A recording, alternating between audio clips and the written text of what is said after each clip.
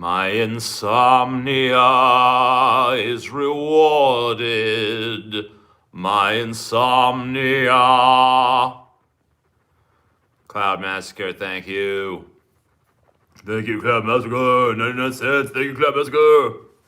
Woo! You know, if I had more people that were willing to just drop a 99-cent dono, it'd make a huge difference. Everyone thinks they gotta fucking come with some fucking $10 shit or just not even do anything. But 99 cents is great. I love it. Boobies. Yeah, boobs are good. I used to be more of a fucking strictly ass man, but I find that over time I appreciate the boobie. Jay Garner, I know, is a man who appreciates the boobie. Give birth to me, TJ. I don't know how to do that. If I could, I would. I mean, I don't know. It sounds painful, but maybe like good pain? Maybe like I kind of want this kind of pain? I don't know. Give unbirth to me, TJ. Well, I know what that means. I know what you're talking about. I mean, you could try. I don't know. Bake me into a pie and eat me, baby. Man, you guys are like really fucking coming at me very sexual tonight. It's all good. Whatever. We all got our things.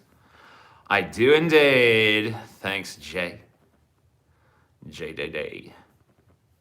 So, I don't have any internet right now. I don't know what the fucking deal is. I don't know if it's related to the storm or if it's some unrelated bullshit, but I have no internet. I've had no internet since this morning. I have a fucking technician coming tomorrow, supposedly, between 2 and 3 to fix it. I'm having to record this on mobile data, you know. Yeah, I like the way the reflections of the ring look like they're like some kind of crazy eyeballs I have, you know. It's kind of cool. You know. I got no internet. Internet. That's right. That's how I say it. Fuck you. I'm a little hillbilly-ish, a little redneckish. I got my sides, you know? I got my various sides. Sorry, TJ. It's okay. You didn't do it. It's not your fault. I don't blame you. Best thing about Louisiana, it's sinking. Plug the tubes back together. Yeah, what the fuck happened to the tubes, man? We need to get the tubes back in order. For fuck's sake. Everything is on fire. No, some of it's sinking. Some of it's sinking. I hope that fan's not gonna bother you guys. Whatever, it's part of the ambiance of the room. It's authentic. Leroy's Butcher Shop down in Scooterville. What kind of keyboard do I have? I don't know. Steel Series. I don't know. Steel Series. That's as much as I know.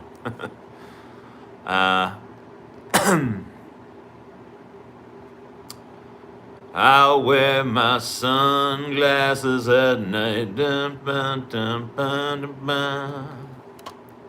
My favorite Sublime song? I don't really give a fuck about no Sublime songs, okay? I don't know. I get that there's a person who Sublime vibes with, and I think it's cool that they can get there. I think it's cool they can be in that place where Sublime is like, yeah.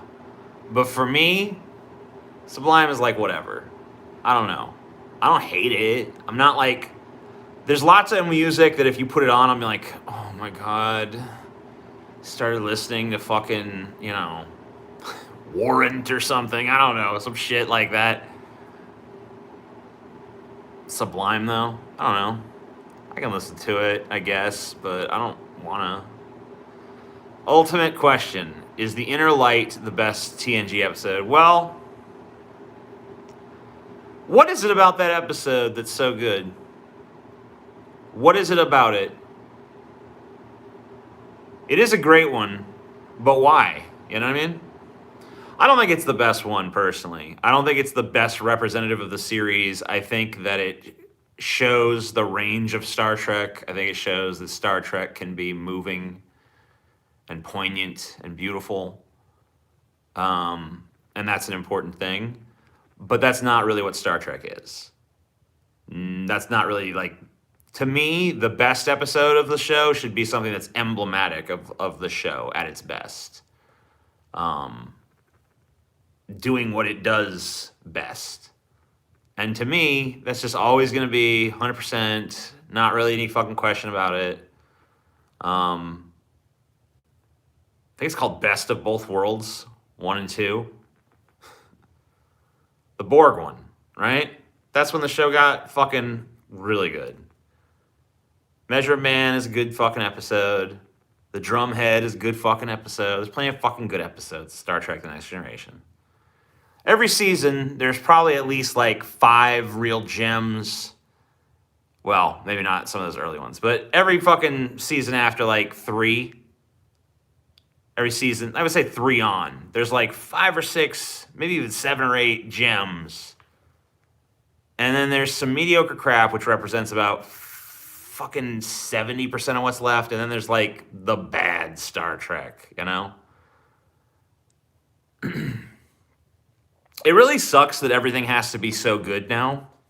I know that's a weird thing to say, but I feel like the fact that nothing can be bad means that nothing is ever great. Like, because if you go back and look at those Star Trek The Next Generation episodes, like, when it was fucking good, it was amazingly good.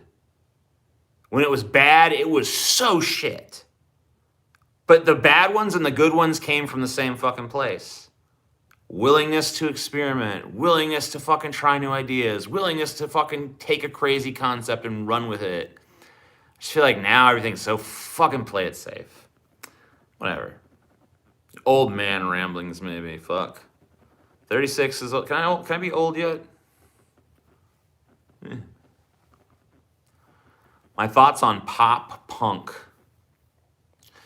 You know, sometimes you take two things that are like absolute opposites and you combine them and it works real good.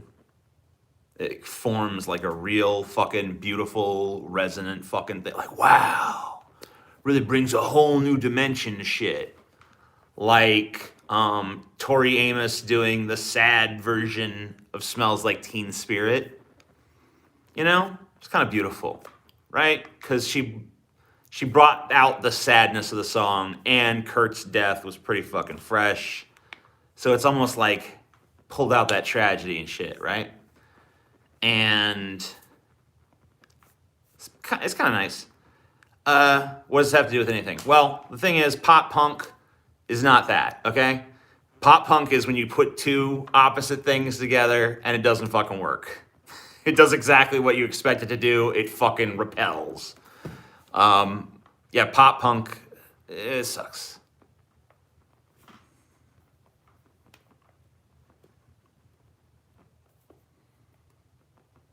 TJ, when are you gonna be doing karaoke for us again? I don't know. I don't know. Probably soon, I guess. I enjoy doing it. It's been a while.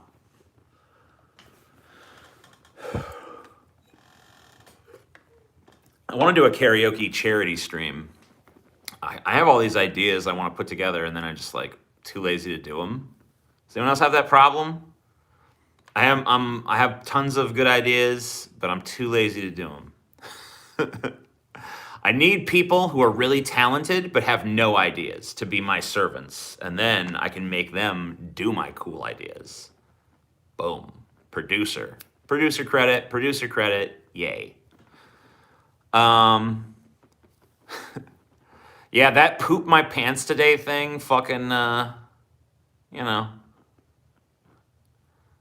No, I see through everything, I try. Cool. Dope. envious.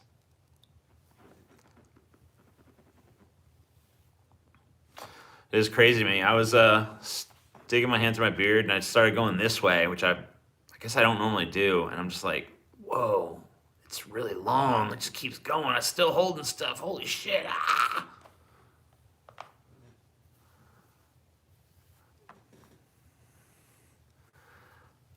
I wear my sunglasses at night. TJ, remember when you tried to launch your own platform and compete with YouTube? Those were interesting times. I know, right? Maybe if I'd had a little bit more stick-to-itness, I could have made one of those work. I don't know. But the second it was an instant success, I was just like, fuck. Plus, I didn't have enough money to fucking keep running them. But, man, maybe I could have found the money. Could have convinced people. Could have made people believe in the fucking projects.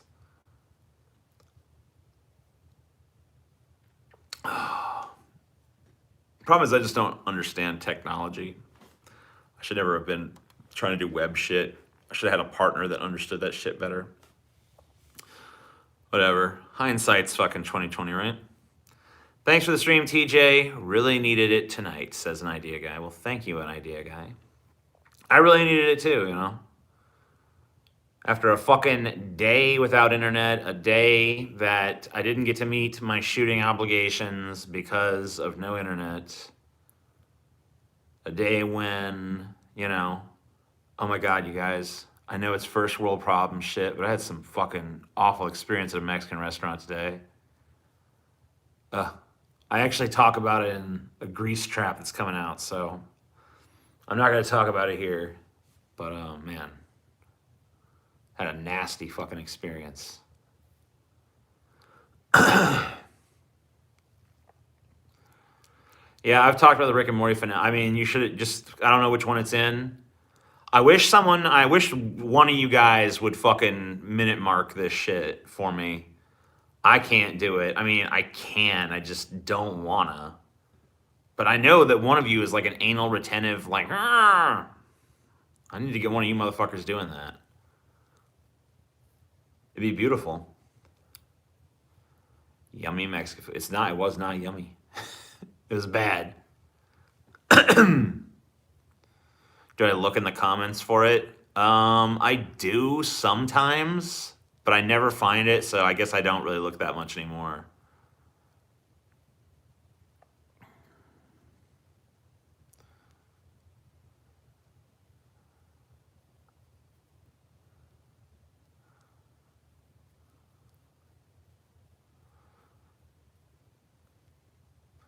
I could never. I don't think, dude. I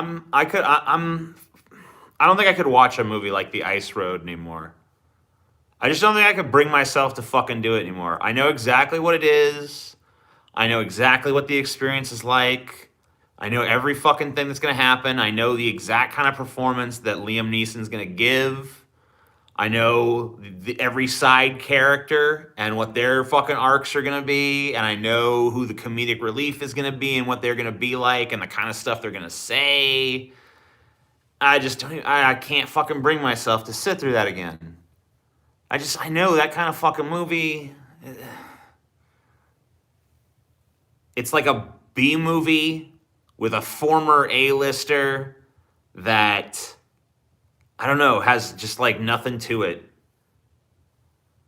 You know, back in the day when they made a movie like fucking The Ice Road or whatever, they filled that movie with at least 2 or 3 shots of a big pair of tits. And that was your reward for sitting through the bullshit. You know? And it was like, people say, oh, well, you could just go watch porn. Yeah, fuck that, okay? There's something special about a pair of tits in a movie. Even a shitty B movie. And if you get a pair of tits in a real movie, that's even more like, whoa. These are like official Hollywood production quality fucking actress tits I'm looking at right now. Fuck. You know what I mean? It's a special fucking feeling. There's a hierarchy of tits that are not based on the looks of the tits themselves, but where you see them. You know what I mean? Like if you're in a strip club, and I'm not the originator of this observation. I think that the first place I read this was from Anton Szandor LaVey, founder of the Church of Satan. But maybe he's not the original observer either. You're in a strip club. There's women with their tits out all over the place. But if a waitress working at the strip club, who normally has her tits covered, was to, have her tits accidentally exposed through some sort of accident, I was redundant there, but one of her tits bobbles out, because she bends over or something, that tit is more interesting than the tits on the stage. Because that tit is a surprise tit. That's a tit you didn't know you were going to get. When the stripper came up on the stage, you knew you were going to get them tits. You were there for those tits. Those tits, that is the context where they're supposed to be tits, right? And I'll maintain that if you were to see a tit, a fucking gorgeous, perfect 10 tit in a porno movie is not as good as a fucking average tit in a Hollywood fucking movie. Okay? That's not the fan for my computer. I have a standalone AC unit in here. The room I'm in is a converted garage. This is, once upon a time was a garage. It was converted into an additional room by people who I think only knew about 80% of the things they needed to know to do that. And one of the results is that the AC unit for the house is not of adequate size to cool this room. So I have an additional unit to help out the house AC, because the house AC can't keep up with it.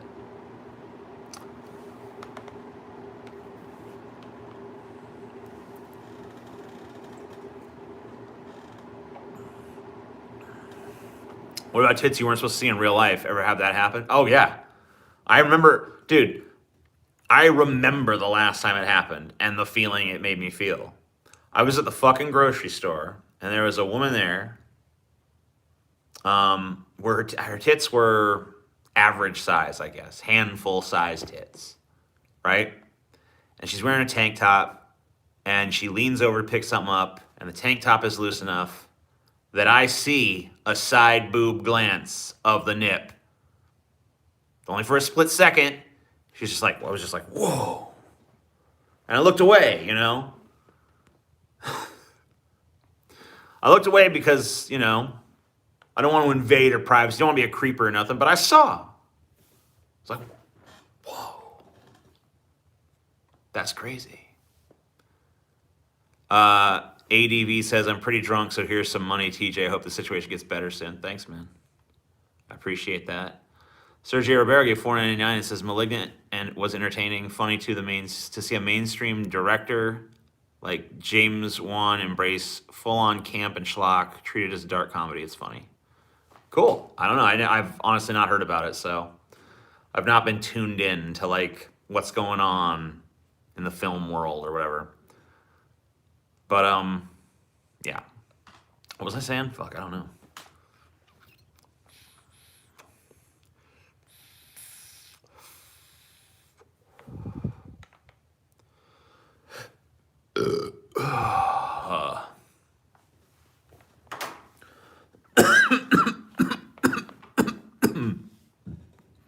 Oh, it's top of the tit I saw in real life, yeah. Or the tit that I saw that I wasn't supposed to see, I guess. But yeah, man, I was like, whoa. That was a good tit, man. Just because the context. Wow. I saw a tit at the fucking grocery store.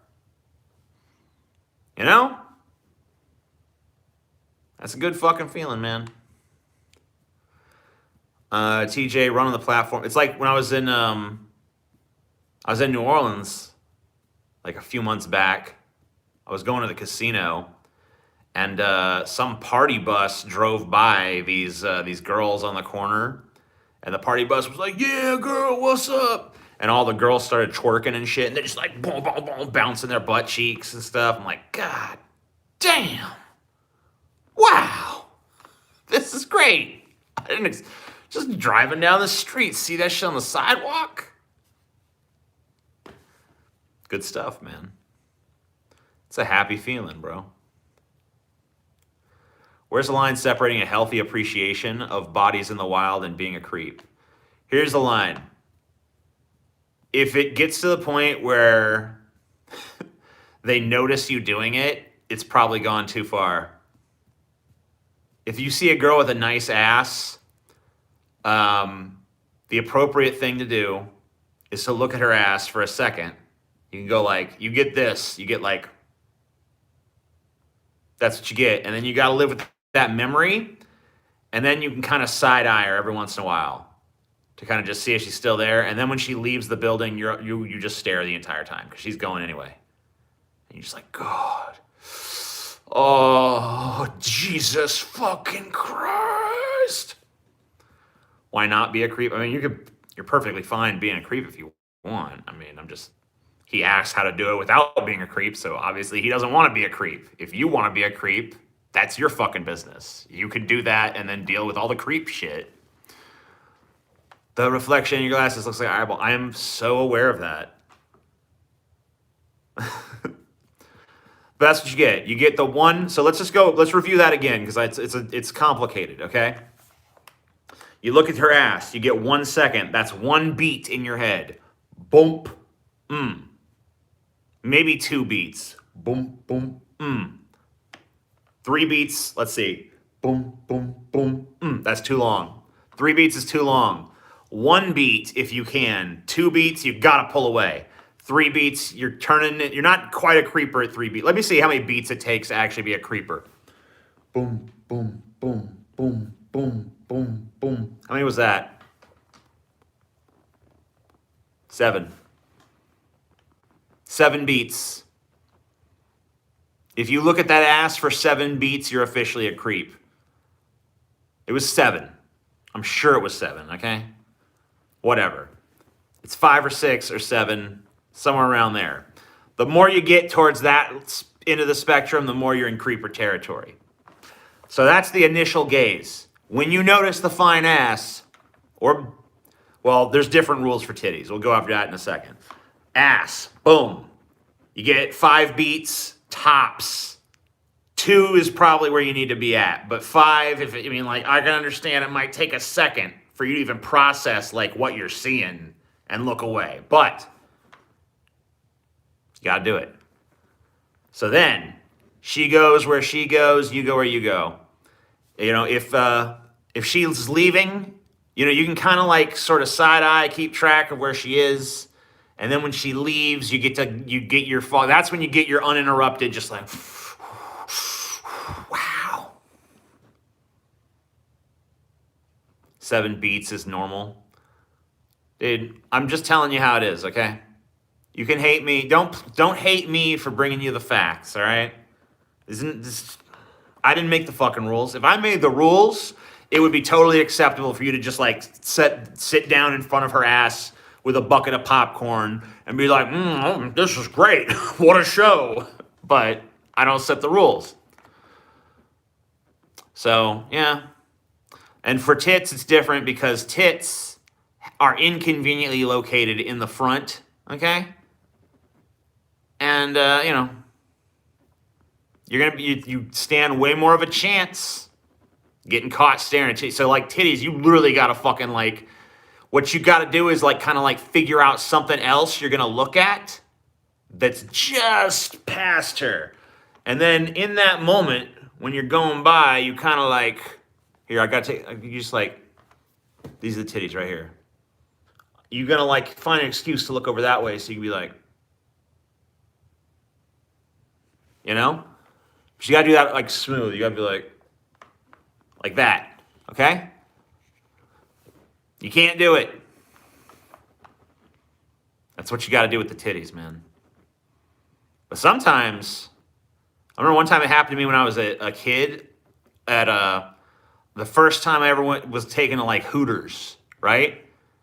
Because if you're, like, 12 or fucking 11 or whatever, and you go to Hooters, that's like, holy shit.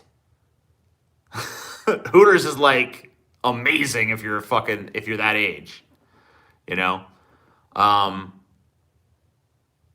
remember the fucking waitress came to the table. I literally, and at least it was a place where it was like kind of like what the whole place is about, so they kind of know it. But like literally, as a fucking, I think I was 11, as an 11-year-old boy at the Hooters, the waitress, she came and she had like the stereotypical gigantic fucking Hooters girl tits, and I literally was staring down. I was just looking at them.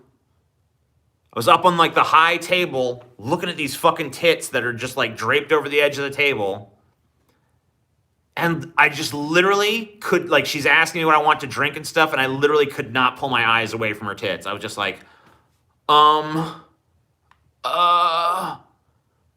it was to the point where the whole table like cracked up laughing and shit. Because I couldn't even speak. I was just like, I like could not comprehend that there was a pair of tits that big, like right there for me to look at. It was just like, holy shit. So they got me, that tit tractor beam got me, man. I've never been caught by it that bad since, because I realized the power of the tit in that moment. Titnatized. Yep. You can't fucking, if you see it, it's like, wow. It's so beautiful, you can't, I mean, like, think about how fucked up it is. Right? Now, I know it's fucked up for women, and we know this. Because it's like you got something, like, strapped to the front of you and the back of you, that fucking leering men are just like, yeah. So that sucks. But from the male perspective, it's like, that's beautiful. You know, pair of tits, beautiful.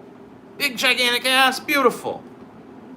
It's like if you go to fucking the Grand Canyon or something. Like, the Grand Canyon's a beautiful place. Imagine if there was like a rule, like you can only look at the Grand Canyon for a second or you're weird.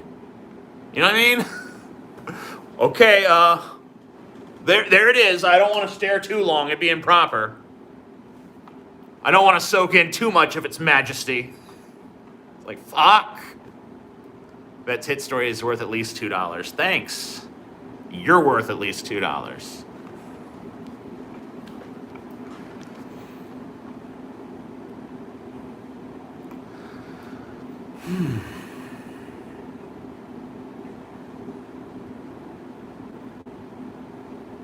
The longer your beard, the better you look, TJ. Thanks.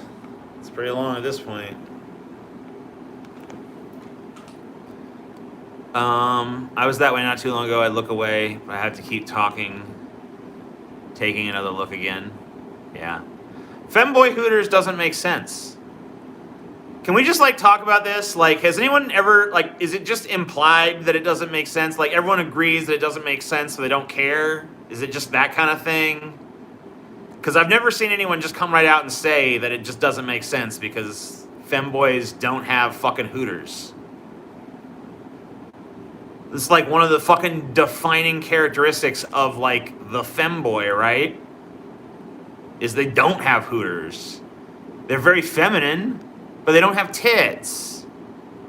Once they get tits, it's like they start to become trans, right? I mean, I guess that's not exactly how it works. But you know what I mean? Like, that's usually how it works.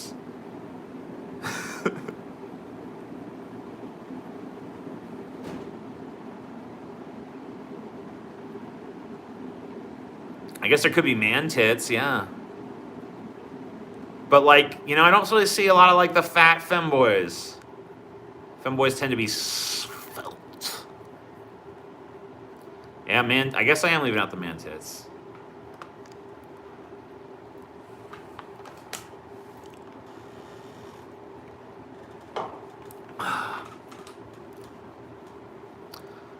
Butts. Booties. Booters.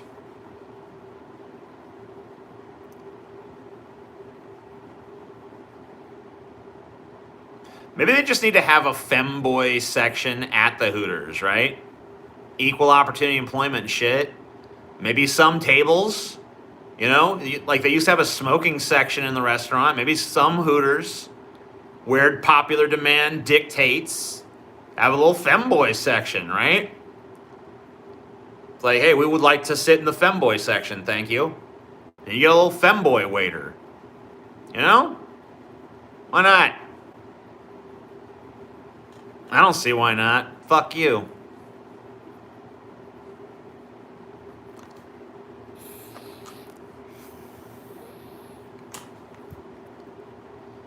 TJ, can you teach me how not to give a fuck about what other people think of you?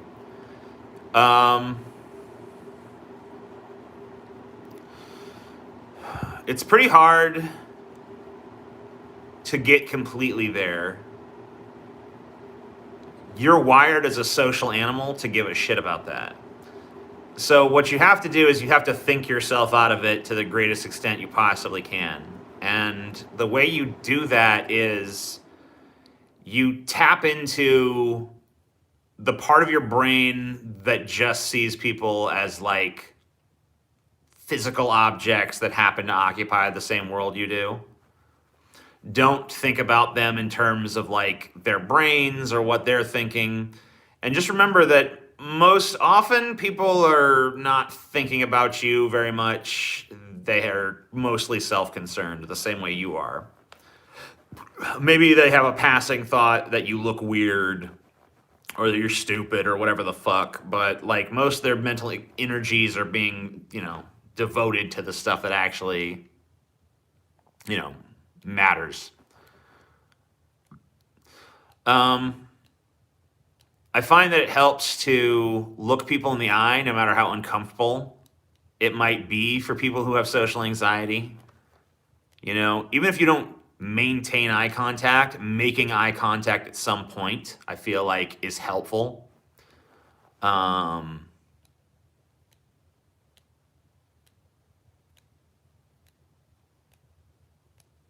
I don't know, just like forcing yourself to talk in a like normal tone of voice.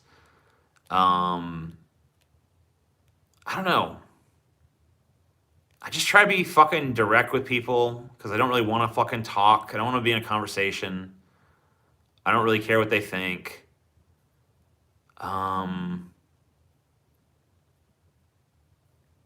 Like, that's really it. Like, I don't really care about their opinion. Like, okay, so if I'm out in the public world and I see like some average person and it's like they start to tell me about their take on something, I don't care. Like, I don't care about their political opinions. I don't care about what actor or actress they have some sort of fucking obsession with. I don't care about their fucking hobbies or their interests or what they watched on TV last night. I don't care about any of those things. So why would I care what they think about me? But maybe some of you guys do care about what they think about those things. So that wouldn't really be helpful for you. It's like, I don't know, any advice I could give you would just be advice based on me trying to overcome my own neuroses, and you probably have different ones. But you have to outsmart your own, issues, I guess. You have to outthink it. Terrorist mindset, they dehumanize people. Wait, who's doing this? What now? Though asking for others' opinions would take pressure of yourself. I must have missed some context on that one.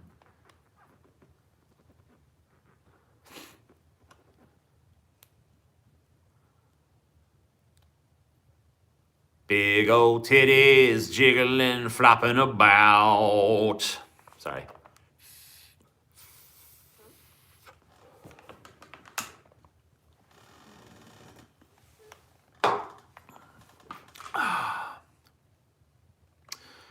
That sounded reasonable, thanks. Yeah, I mean, it's just like, I don't know, figure out what your issues are. Because, not everyone has the same issue about people. it's a very complicated thing, social, dynamics and shit. And your issues, although they might produce the same result of being like, I'm scared of people or people make me uncomfortable, you might be scared or uncomfortable for totally different reasons than someone else's social anxiety, Terrorists don't have social anxiety, I mean, maybe they do.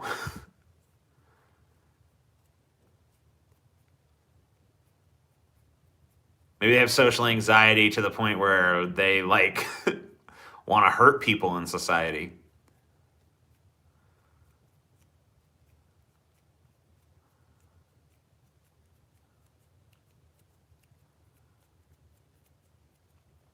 Sick city, yeah, restless people. Sick city, burn them. Am I fiddling my thumbs? I don't know. I guess that I'm doing stuff with my thumbs, but I don't know if it's qualifies as fiddling.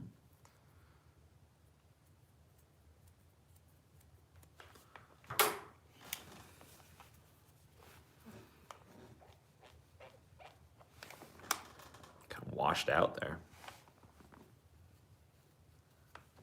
Well, it looks okay with the glasses anyway.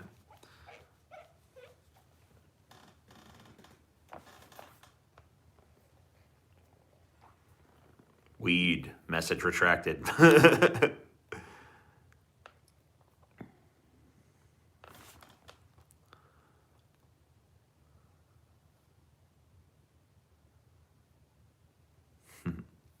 What's this? Cheech loves like Paul after spending 2 months in the woods. I know for a fact that Paul is a little bit jealous of my beard. I'm jealous of his too, though. He's jealous of mine because it's long, and I think he wants that. But his just has like a terminal length of like around here. But his is so thick. Like this beard I have here is pretty fucking wisp. I have to like really do a lot of pampering to it to like make it look not shitty.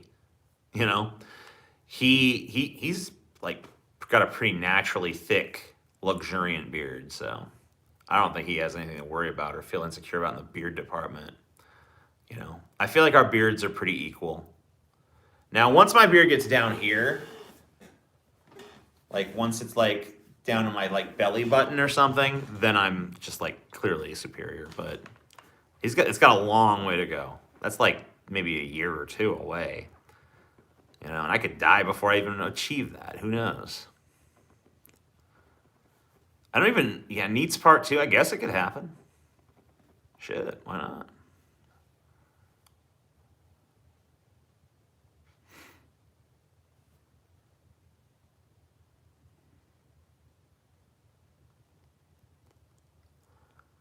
If you want people to like you, there's an ideal level of self-consciousness that is socially beneficial, and anything beyond that is damaging to yourself and your ability to have relationships. Yeah.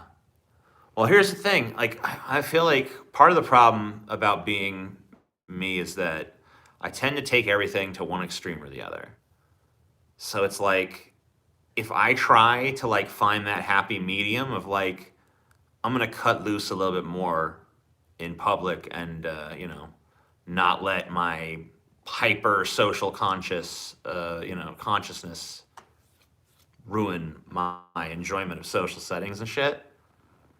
You will die by this hand before you have a belt tuckable beard. That's what I thought. See how envious? I don't even remember what I was saying. Now I'm in a beard war.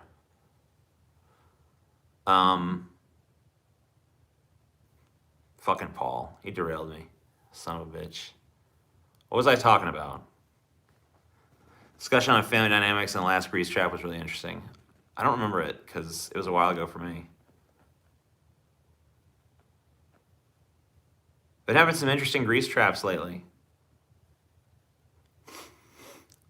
I did one today just with Scotty. That was interesting. The ones I do just with Paul are often interesting. I think those two should do something. I think grease traps, honestly, if we were to continue doing those fucking in perpetuity, it'd be better off as like a 2-man thing and like alternate who's doing it. But whatever.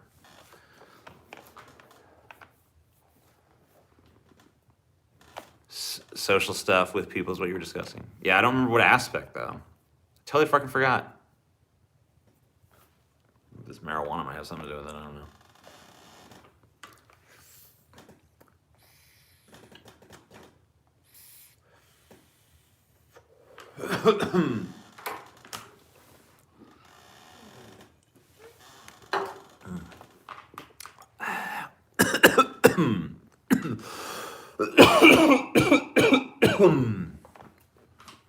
Beautiful. Oh yeah, how I go from one extreme to the other. Like the extreme of knowing what I was saying to the extreme of not knowing what I was saying. No, but it's like I try to relax my social shit and I just become like a fucking maniac, dude. Like, you can see it if you ever go to like a DFF meetup, just buy me a couple of drinks and like watch me fucking just totally become an insane person. Like, very quickly. Like, before I'm even like drunk, I'm starting to go a little nuts.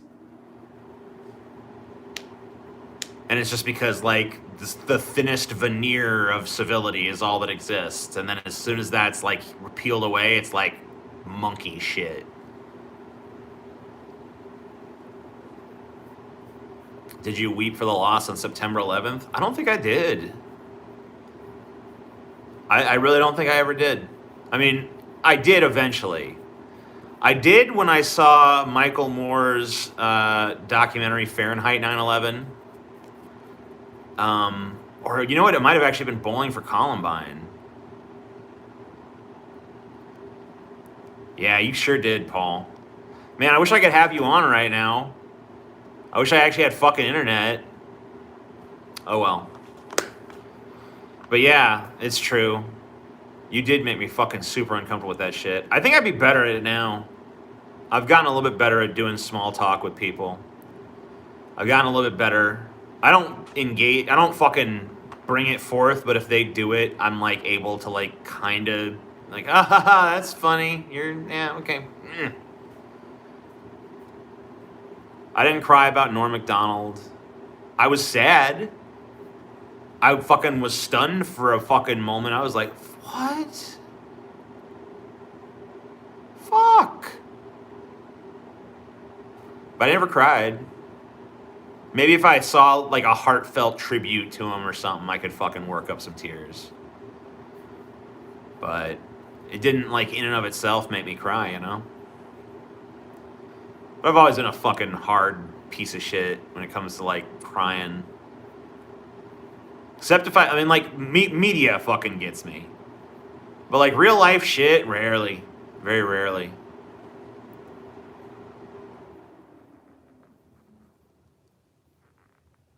Was there a celebrity death you actually did cry? I don't think so.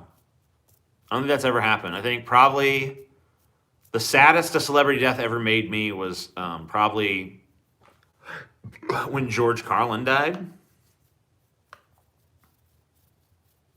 And I didn't cry. I was sad. I didn't cry though. I didn't really know him, man. I mean, like, it was sad that he was gone from my world and shit, but like, I didn't really fucking know the man, you know what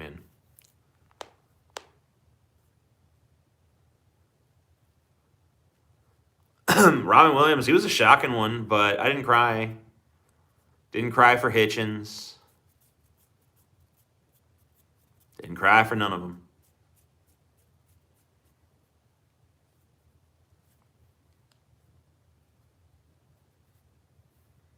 Are you going to cry if Manson dies? I don't know. I really don't know. I'd definitely be sad. I don't know, man. I feel like sometimes the whole crying thing is a little bit overrated. Because crying is like a physiological response that happens for different people at different fucking rates. I feel like it's used too much to determine like whether, like, I feel like I can be pretty fucking sad and not cry. You know what I mean? Like, I can be pretty fucking emotionally stirred and not be crying. So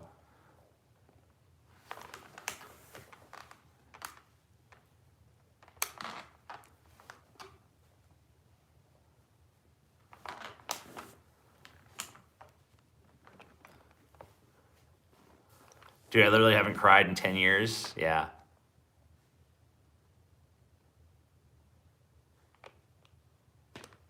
I mean, I can't boast that because, like I said, media will get me. I don't know. I cut a little bit more loose when it comes to that. But you know what? I'm not the guy that cries at the sad scene in the movie usually. I'm usually the guy that cries at like the big triumphant scene, you know? And there's not really too many big triumphant moments in real life, at least not mine. So I don't cry much in real life. Tragedy never made me cry too often. I'm not saying never, but not often. Every few years, I guess, something will happen that's sad enough, but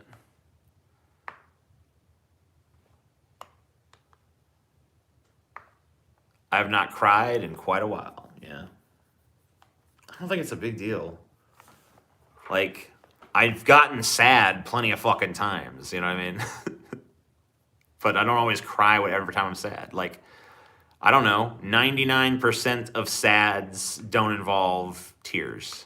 So, like, whatever.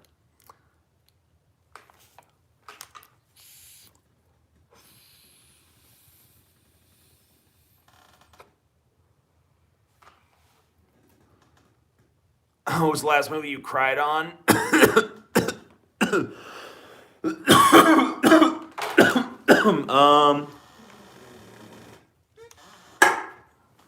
Let me think about that.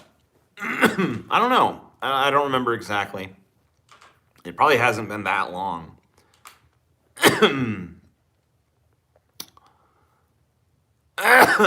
like Anthony Fantano as a person? I don't know Anthony Fantano as a person.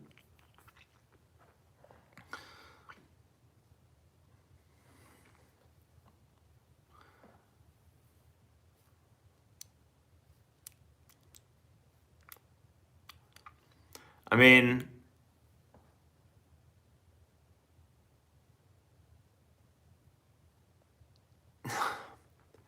Clint Eastwood's like 92, so like the fact that he can make a movie just at all is pretty impressive. So I don't know. Whatever, it's a little generic, I guess, but I don't know. I'm impressed that he can still fucking do it. But I haven't watched one of his movies for a long time. I don't know. I'm waiting for him to die.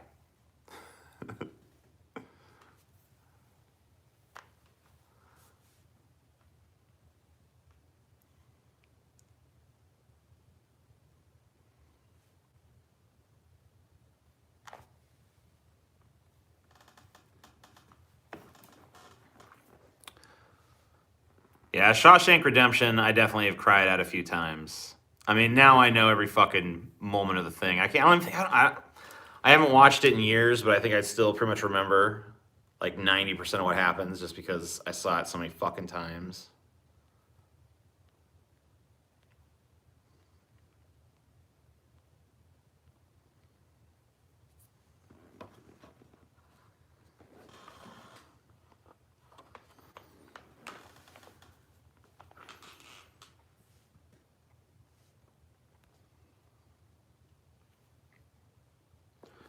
TJ, how will you handle changes to format? Polls on Patreon or just declare new changes to format? I mean, I'd imagine that it depends on the change.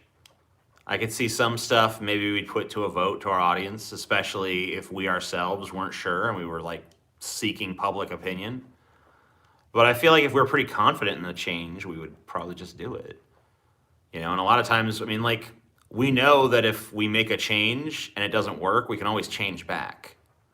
Like, we're not, like, married to a course of action just because we've done it one time.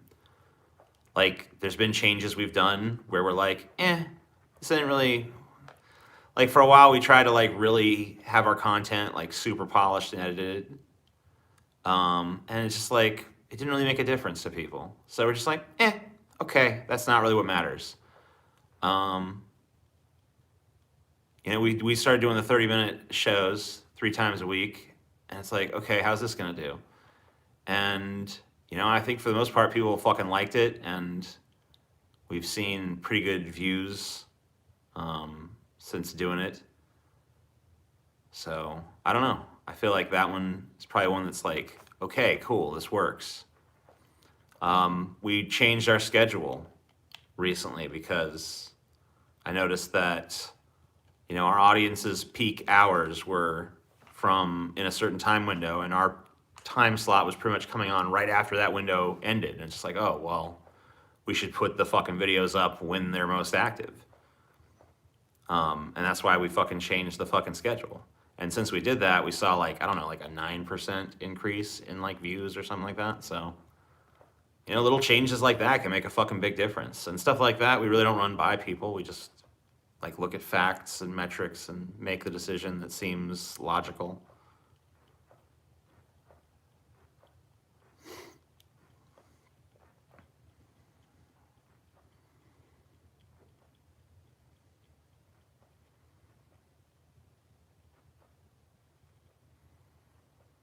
How do you know this information about us, and how do we stop YouTube from learning from us? I don't know. I mean, I would say if you want to stop YouTube from learning from you, just don't go to YouTube. You know, I think it's pretty naive at this point in like 2021 to still realize that the window is a two-way mirror, right? That's a whatever bad metaphor or whatever simile, whatever it was, but you know what I'm saying. Like the little portal you're looking at, it's looking back at you. Like, get used to it. This is the prison you made for yourself. TJ, is Scotty actually your brother? Because he seems more like the try-hard friend who wants to be part of things badly. Oh man, what a rude thing to say. Yeah, he's my brother. Imagine we got our privacy rights back. Well, you could have them. I mean, you could still have them. Just get offline. Just don't be online. And you got them right back. I don't know who Max Sterner is. Sorry. The name is familiar. I don't know who it is. Scotty is a winner. Oh, I'm sorry. A wiener.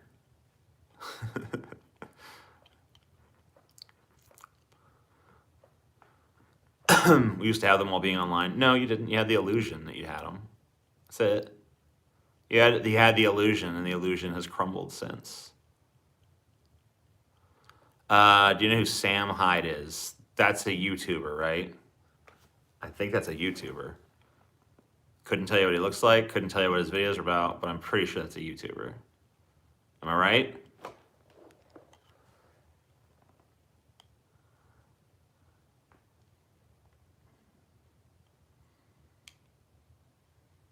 Your mom.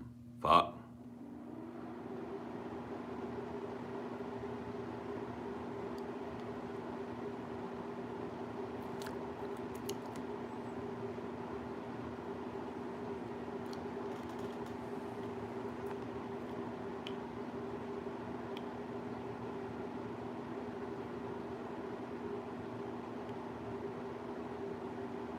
He's an alt-right troll. He used to have an Adult Swim show.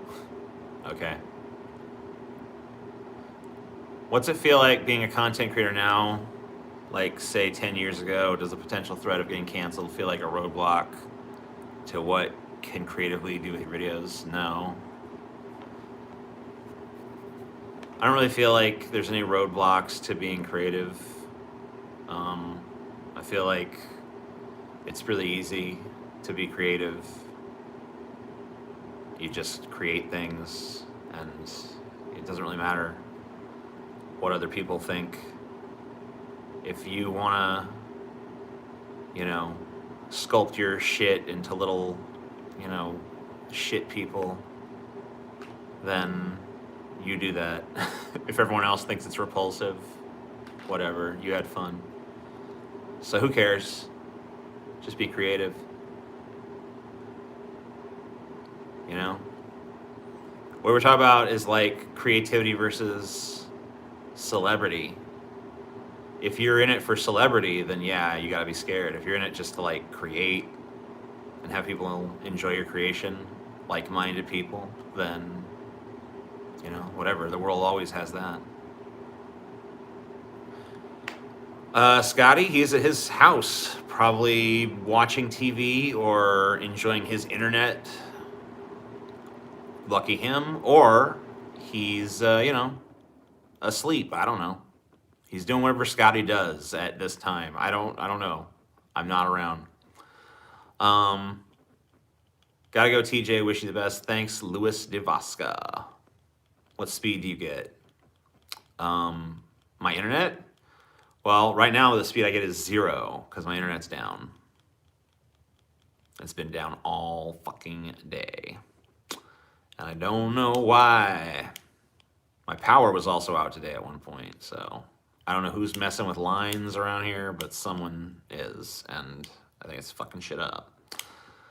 How's Paul these days? I interact with Paul when we do the show. Paul and I don't know if he feels the same way as me, but we're friends. I always consider us friends. But, we pretty much get enough of each other doing the show.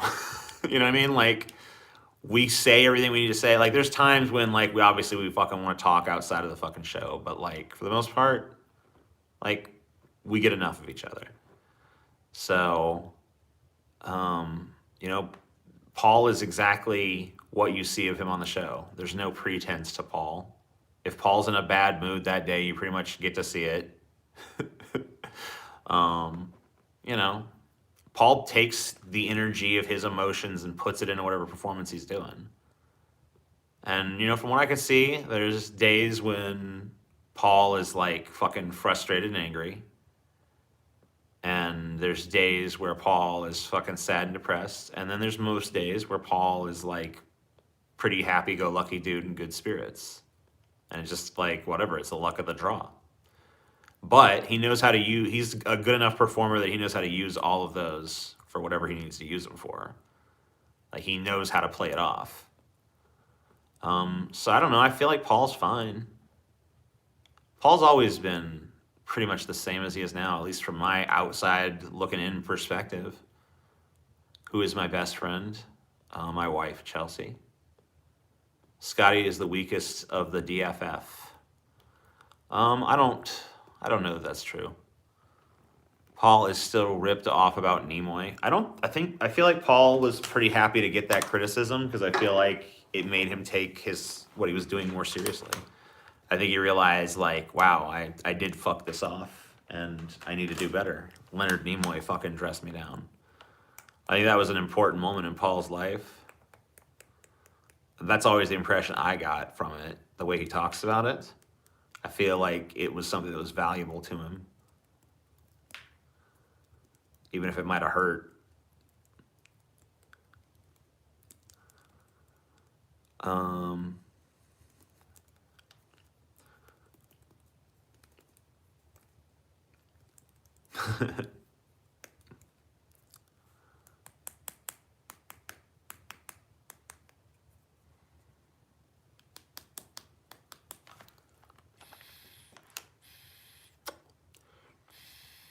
Scotty's episodes are usually the best. No offense, TJ. I don't even research my own episodes, so I don't really take much offense. I dictate what I want them to be, but I don't write the research. I don't like do the research myself, so.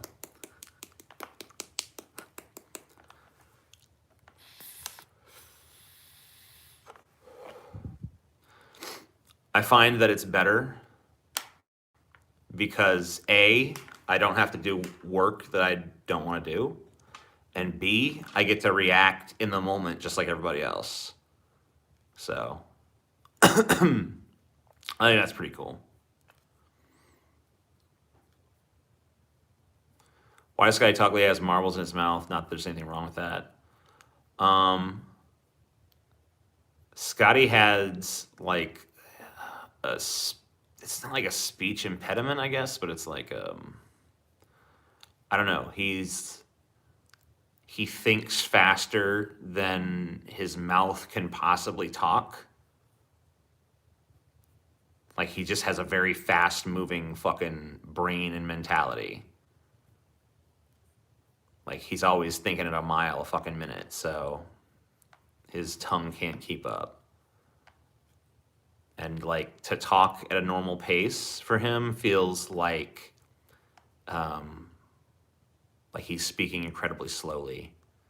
Like, imagine if you were talking like, "Hey, guys,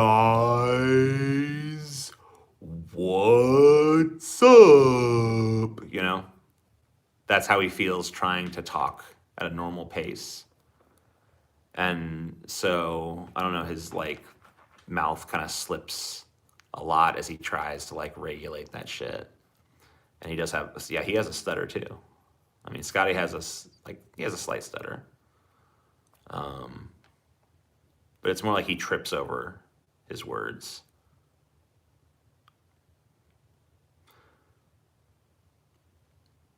What side of the family do you guys get your intelligence from? I have no idea. I don't know that we have any intelligence. I don't know where it came from if we do. Sounds like you get along with them nowadays. That's cool. Whatever, we fight about stuff, but, you know, we don't have to live together anymore, so it's easier to get along because of that. You know, when we live together, things are harder. Because he and I have very different personalities. And very different, like, things we value in, like, a living condition.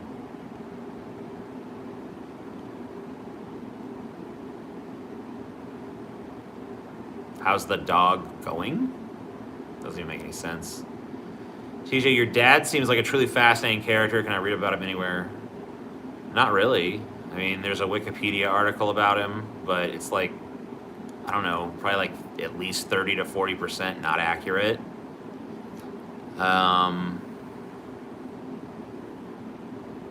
Other than that, I can't think of another place. There might be like a book somewhere or something that has him as a mentioned figure. But, I don't really know. Bill Sabab. I've consumed years of your content since like 2009, but never actually supported it. Here's some paper, bro. Thanks. Hope you'll give me another $10 in another, 11 years or whatever. Get $1 a year on a 10-year delay. Well, I don't know. That's not really a delay. What would that be? You're like saving it in escrow for me or something. And then every time it hits $10, I finally get it. 12 years. Yeah, you're right. Wait. Are you right? I don't know. Whatever, you're probably right. What do you think of Metallica and Elton John? You don't. You're right, I don't. Not often, anyway. In an alternate timeline, your dad became president in 2016 instead of Trump. It would be basically the same timeline. They weren't all that different. My dad had a very similar manner of speaking to Donald Trump. My dad had, I would say, quite a few views in common with Donald Trump. Mannerisms, sense of humor, I don't know. They all seem pretty similar. I think my dad was a little bit more articulate, but I could just be, steel manning him a little bit.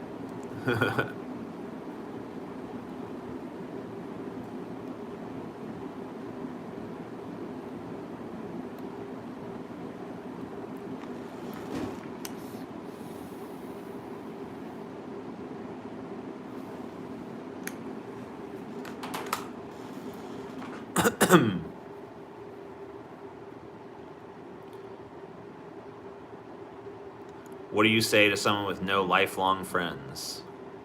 Did you want lifelong friends? I don't know.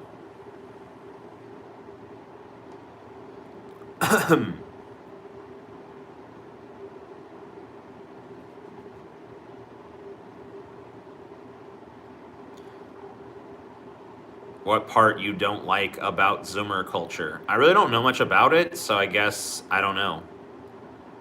I'll let it, I feel like, it'll become the dominant culture one day, and then I'll see what it's about then. I'll be like, oh, okay, cool, good for you. Bill Maher, I haven't liked Bill Maher in a while. Has anyone? I don't know. I don't really know any Bill Maher fans anymore.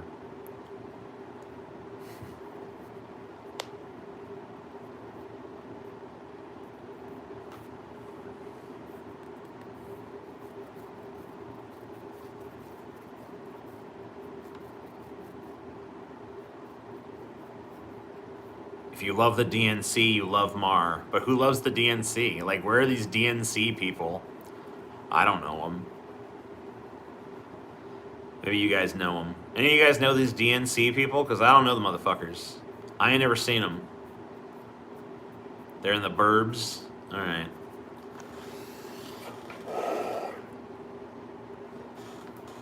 I ain't seen them. MSNBC viewers. Yeah, but I don't know any of those either. I don't know anyone who watches this shit.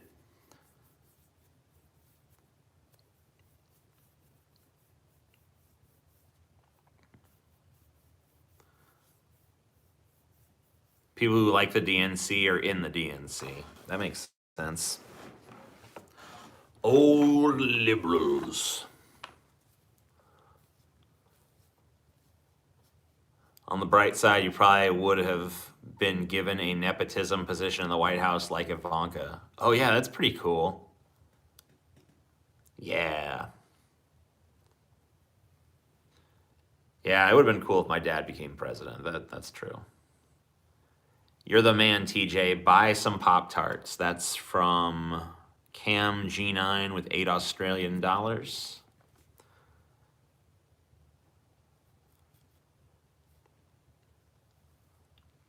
If George Carlin's still alive today, what will we say on the current state of things?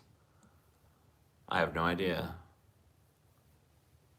I don't want to speak. I don't want to even attempt to speak for someone like George Carlin, who was such a independent thinker. It's like to try to fucking tell you what George Carlin or like Christopher Hitchens or somebody like that would have thought of like present times. It's beyond me.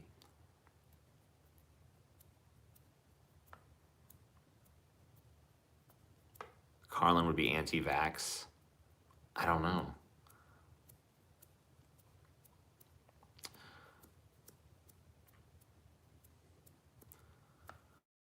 Part of me thinks that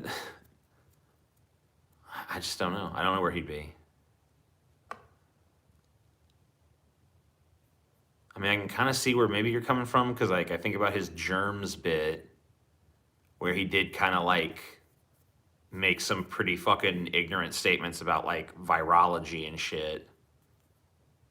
But, you know, it was more like tongue in cheek, so I don't really know how serious it was.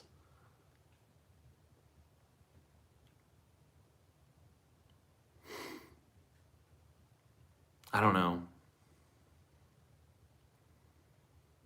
I feel like George Carlin hated idiots, and I feel like anti-vaxxers are idiots.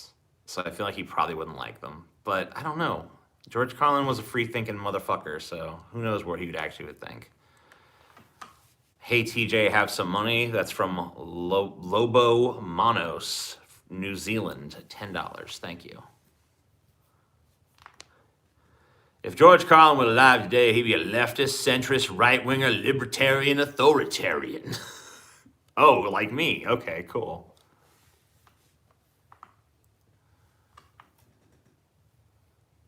I guess I'd do Joe Rogan if he invited me again. But I don't know. I feel like I've got to be off his radar at this point. What would Hitchens be like today? I don't know. Angry.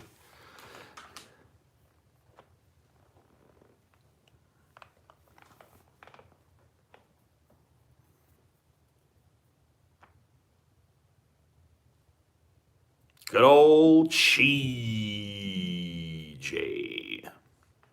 I mean, Carlin might have just rejected the paradigm in general and just not let you know what he even thought about it. You know, he didn't always like comment on the hot button, hot topic issue of the day because he wanted his material to be timeless. Now, sometimes he did address modern shit, but it seems like he kind of did it when he knew that it was going to be, like, I don't know, something that was timeless. And I don't know if the mask shit would meet that criteria, because he might envision a time when people don't know what the fuck you're talking about anymore. But who knows?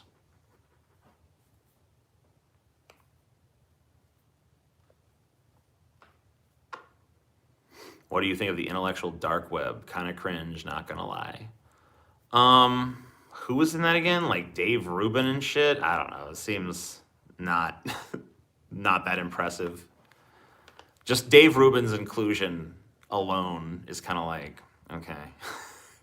Intellectual dark web, Dave Rubin, gotcha. Where do you think you'd be if your internet fame never worked out? I don't know. I'd be probably president of the United States by now. I'd probably be getting bent over a desk at the White House, like fucked in the ass by either some leather daddy or some dumb mom in a fucking strap-on, and I'd be like addressing the entire nation while getting fucked in the ass with a strap-on, and I'd just be telling America that like brighter days are ahead, and my approval ratings would be 99%, and everything would be free. You just go out, you can go to like a Kentucky Fried Chicken, be like, give me a drumstick, and they just give it to you, So, there you go. Pretty sure you'd be a high school janitor, TJ. No, I don't think so.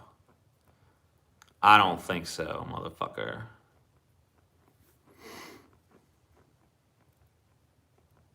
Best $5 I ever spent.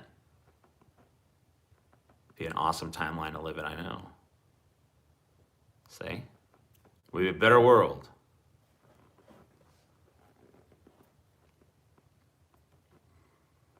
I actually think I will run for president in 2024. Decided to be just like, I have to fix the problems myself. Tired of this shit. How many wars would I start? I wouldn't start any wars. I'm anti-war. Strong anti-war president. What are you listening to lately? I don't know. Not much. I have like a playlist. It's just like full of like every song that I like, and it just plays randomly. So there's nothing I like listen to. I just turn on the randomizer and let it choose. You would win re-election in a 50-state landslide, then get rid of the term limit so you can stay in power for life. I mean, obviously. Almost instantaneously.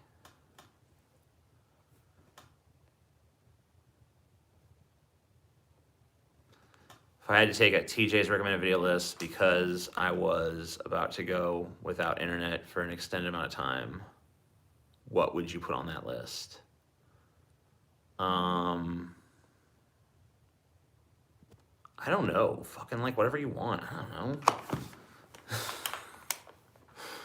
It's up to you.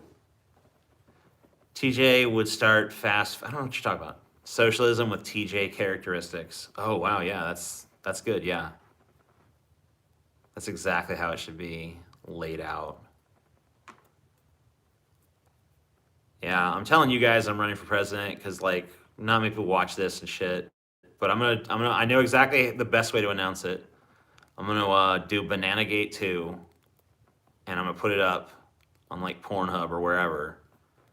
And in it, I'm gonna announce that I'm running for president, 2024. I'm gonna fucking lay out my platform, my policy positions, and everything, and then I'm gonna shove 2 bananas up my ass to fucking seal the deal. TJ 2024, Bananagate 2, boom. I'm in the presidential race. You think you get assassinated?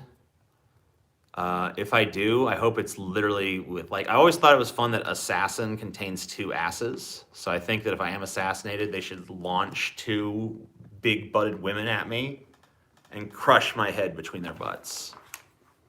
That's how I should die, if I do die. You're gonna go on a diet again? Yeah, that's what I do. It's literally what I do. I go on a diet and I lose weight, but I don't ever actually get to my goal weight. I start eating bad and I bounce back to where I was. And then I start eating better, and I lose it back. You know.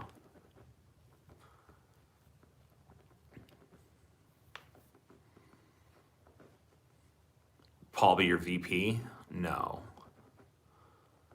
No, Paul's not Paul's not VP material, man. No. No. I give Paul something I make him ambassador to Uruguay. That's all he wants. There you go. Paul will be ambassador to Uruguay or whatever. And the job basically entails you gotta fucking live on a capybara ranch in fucking Uruguay and, enjoy yourself.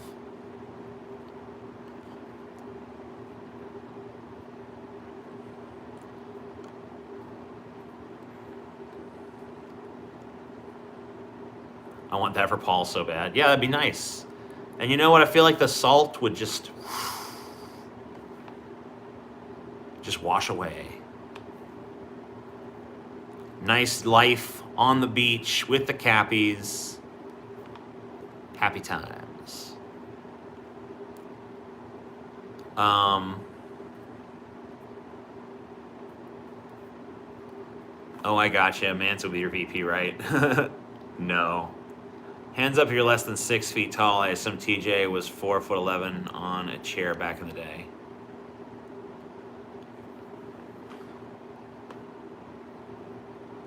Man, TJ was an actual fucking villain. What'd I do? A stateless, classless, moneyless society is ideal. Yeah, I'm gonna abolish everything when I'm president. It's all going away. All this bullshit, I'm abolishing it. I'm gonna run on the fucking abolish party. I would say the abolition party, but it's kind of already been used. I don't want to abolish existence. I just want to abolish a bunch of tedious, superfluous nonsense that's like cluttering up society. We have so many things that are have been grandfathered in because of like tradition that just really need to go. So I'm gonna fucking get rid of all that.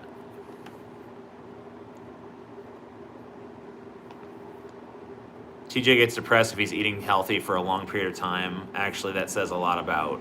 What does it say a lot about? Abolish being a hack? Well, then what would you do? Steve, I went by too fast. Angry Ivan, all parties abolished, no fun for anyone. Hell yeah. Abolish hacking? Why? Hacking's okay. All religions, yes. Religions should be abolished. Why are people still worshiping a fake god? We know it's not real. It's a fucking fairy tale. Why are we allowing it to happen?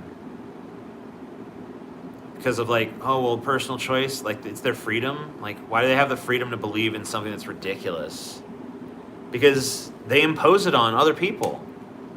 We've seen, if they could just keep it to themselves, if they had the ability to just be like, I believe this irrational nonsense, but it doesn't affect my decision-making outside of that.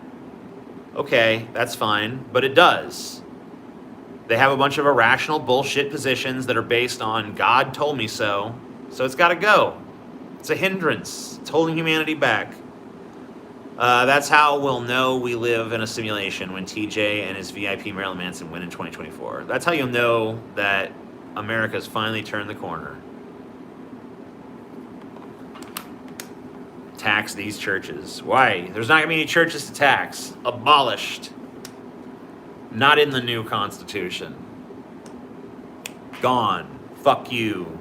Fuck you, church. You're gone. and nothing you believe is irrational? If it is, it should be illegal. I should be corrected by the law. No. I mean, I don't know. Maybe it is. I don't believe anything yet. I tell you this, I might have some irrational beliefs or something, but I don't have any belief that's as irrational as God. I don't have any belief that's as irrational as a magical entity that created all of reality and takes a special interest in us and has like a bunch of rules he wrote down for us to follow, and has representatives here on Earth that need your money, and here's his position on all the latest political issues. Yeah, I don't have anything even approaching that level of irrationality. Not even fucking close.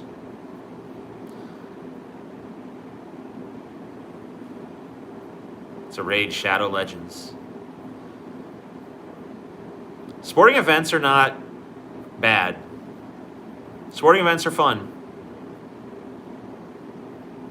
It's fun to cheer, it's fun to jeer, it's fun to, get invested in some stupid, mindless activity going on down the field or whatever below. Man, this guy. What if after all this time it turned out that Mormonism is correct? It isn't.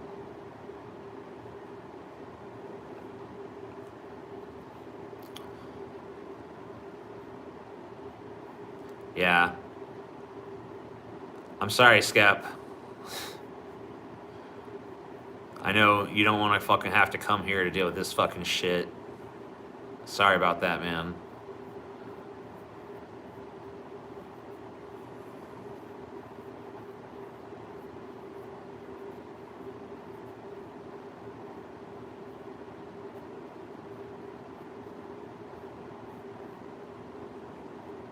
I definitely feel like religion gives life meaning for my mom. No. I just reject that notion at this point. I don't believe it. I don't buy it.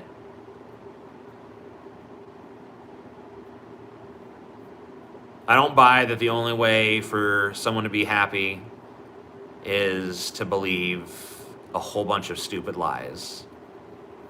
I think there's other ways to be happy. I think there's other ways of thinking that still lead to happiness and fulfillment, if that's what you seek. I don't really seek happiness and fulfillment.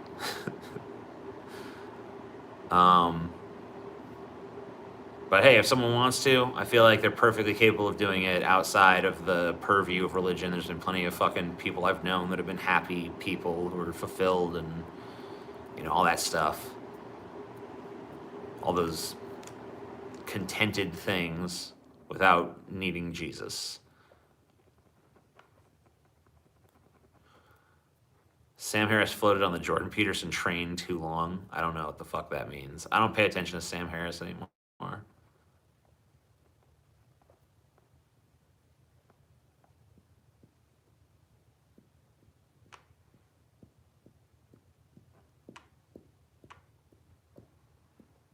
There's some atheists who are pro-religion, I know.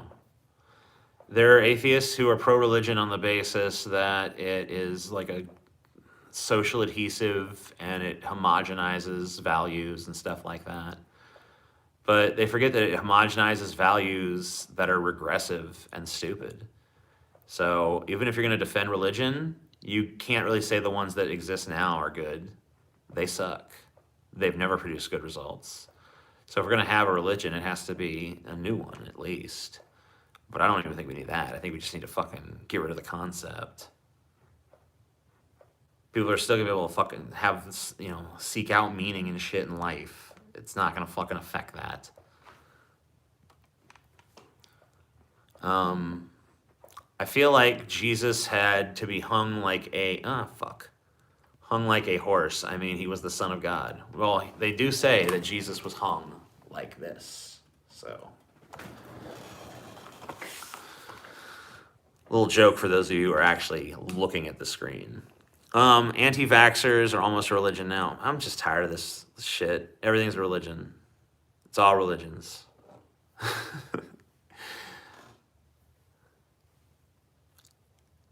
Why is my tongue so fucking dry? If I do 10 out of 10, I am 100% successful. If I do 50 out of 50, I am 50% successful. What are you talking about, dude? Oh, 50-50. I get it. Okay. You're like, I forget what that's called, but it's like when you're like, you change the meaning halfway through. Adderall makes my mouth dry? Okay. I hate pro-religion atheists. They think everyone but them needs religion in their life. Yeah, it's weird. At least when a religious person says that people need Jesus, it's like, well, they're still under the Jesus spell. But for an atheist to say it, it's like they think that, well, I don't need religion, but the dumbs need religion. The dumbs need it. No, I think the dumbs need to fucking smart up. They need to let go of that shit. One of the reasons that they're the dumbs is because they're trapped in these archaic fucking ways of thinking. It's gotta go.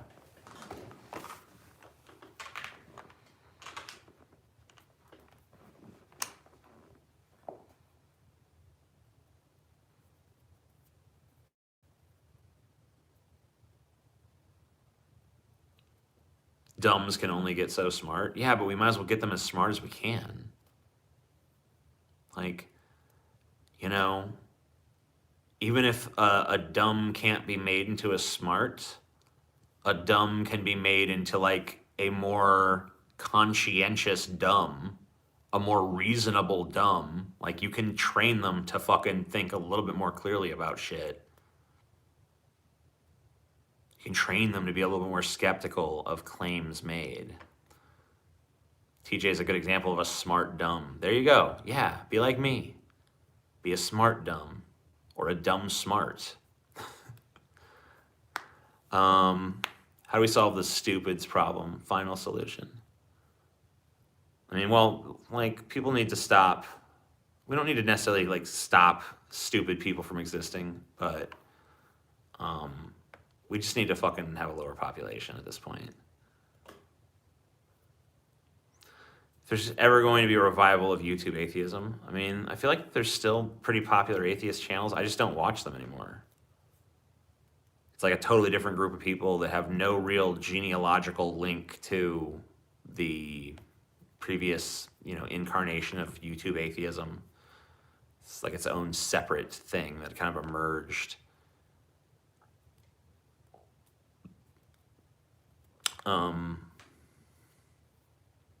Jesus appeared on my waffles. Well, I guess that settles it. It's rule. It's there. Awful lighting. Thanks, buddy. Appreciate it. I'm sorry this ring light doesn't do what you want, I guess. So what now if I start questioning this experimental vaccine? I'm dumb? Yeah, that's right. Yeah. If you start questioning it, you're dumb. I mean, I don't know. What do you mean questioning it? Like, the issue is not you questioning it. The issue is you not taking it.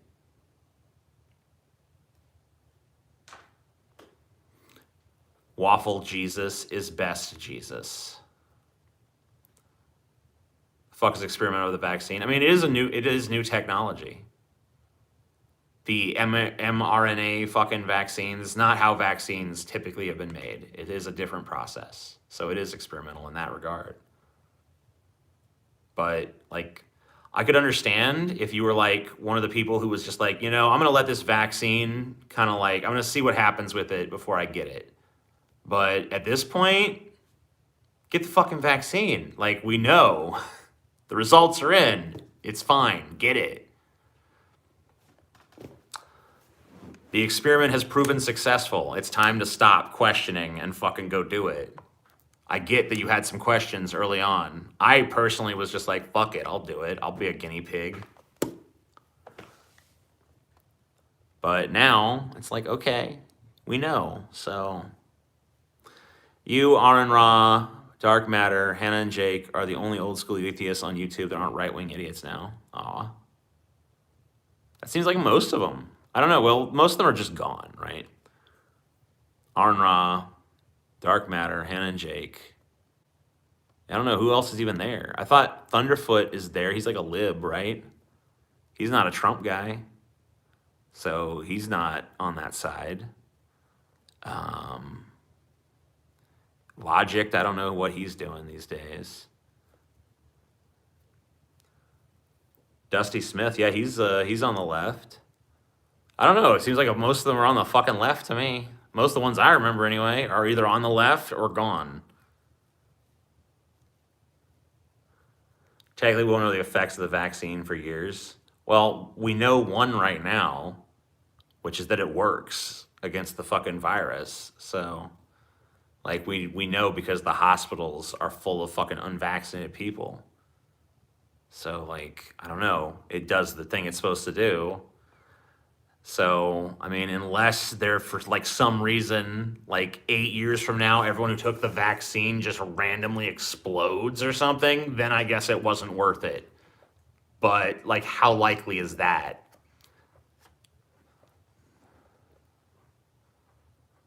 I got Moderna. Yeah, 99% of COVID deaths are unvaccinated. So it's like, I don't know, just like take the fucking vaccine at this point. It's like, I get it. You questioned it, but you did a good job. Wow, you really showed them, but now it's time to fucking admit you were wrong and get the fucking vaccine.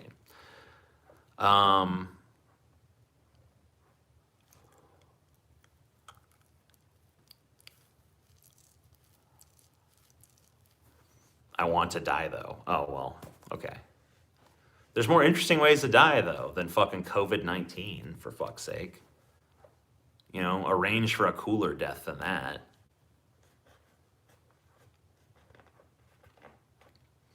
You know, pull some shit off, right? Do something wild.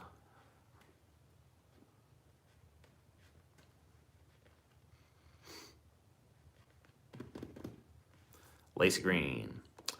Out of the 98% who don't die, a lot suffer in the process. Yeah, you know, a lot of people fucking have bad, even with vaccines, you know. Some people get really bad symptoms.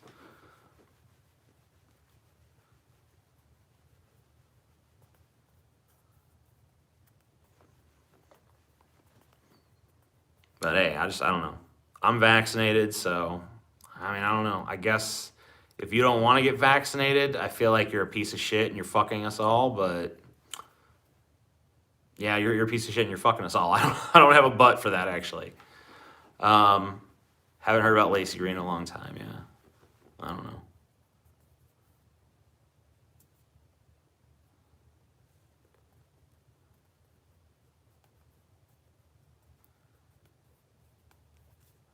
I mean, yeah, if vaccines, there's always people who have bad reactions to a vaccine, even traditional ones, right?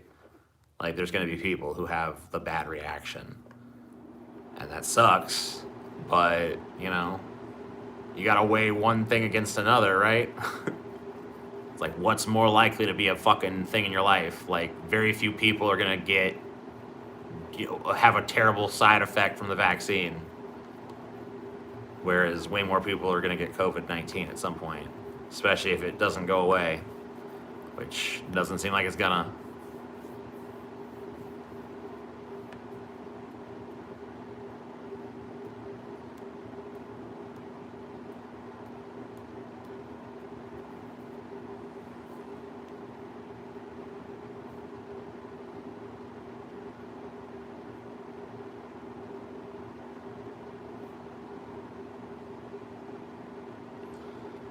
Yeah, Anita Sarkeesian's not super relevant. She does a podcast that's doesn't get very many views. I think it's got like maybe it gets more listens somewhere else, but on YouTube it's like usually like a few hundred, like 1,000, not very many.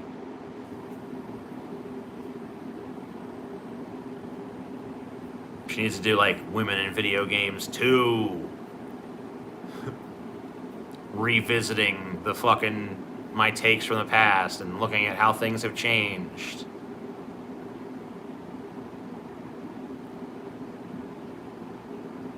I've never read William Godwin, no.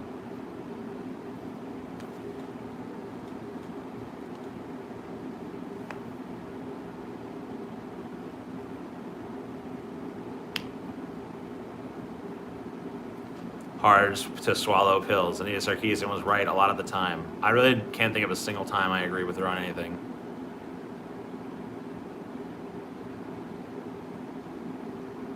She needs 500,000 to do that, though. Yeah. I honestly cannot think of a single time I agree with Anita Sarkeesian.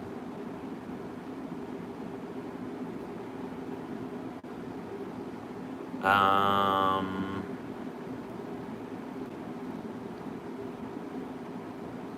hardcore breeding fetish is like a religion. I mean, it's part of religion. Go forth and multiply, right?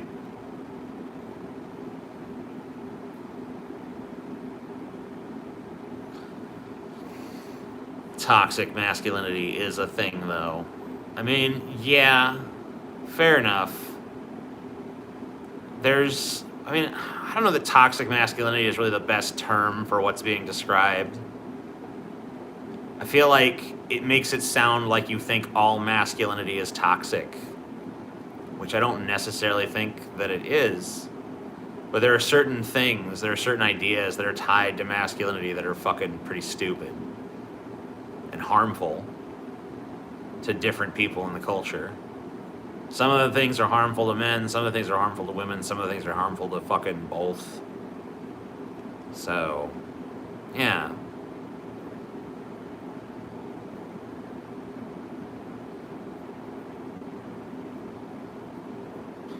And I really don't think it's as big an issue as people make it out to be either, especially now. But I'm not saying it's not a thing, whatever. We have a rape culture these days. I don't think we have a rape culture. I think we have the opposite. If we had a rape culture, then there would be like viable paths provided to rape. It would be encouraged. I don't think it is. I think it's pretty strongly fucking discouraged and looked down upon. Afghanistan is a rape culture. Yeah, maybe. I don't know. I don't know enough about Afghanistan to say I agree with that. I think it's easy to pick on, probably, because it's fucking, super destabilized and shit. So maybe that's true. But I don't know.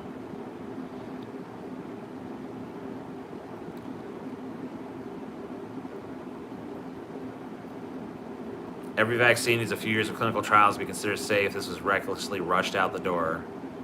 It was rushed out the door quickly to deal with the fucking pandemic that was going on. And like the mRNA research that underlied it had already been something that was being undergone for a long time previous. I don't know. I feel like they were justified in rushing it out. Like, I don't know. It's like a matter of like risk assessment, right? Maybe they did push it out fast, but it seems like they had a compelling reason to do so. It seems like it's worth the fucking marginal risk. In memoriam, got any favorite Norm Macdonald bits? I love the moth joke that he told. I think it was on Conan. That was great. I would recommend that to anybody who wants to really get Norm Macdonald.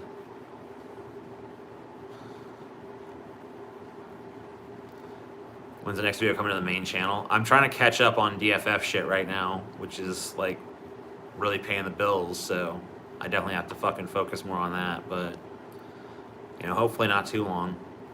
COVID hit different though. I remember swine flu and how fast it went by. Yeah, You're being friends with Sargon. I mean, I was never really friends with him. We talked a few times and were friendly, and I thought he had a good sense of humor, seemed like a pretty cool guy. I don't know. It's just like the paradigm shifted and he went one way and I went the fucking other. And, where he went, I cannot follow because I just don't believe the shit he believes.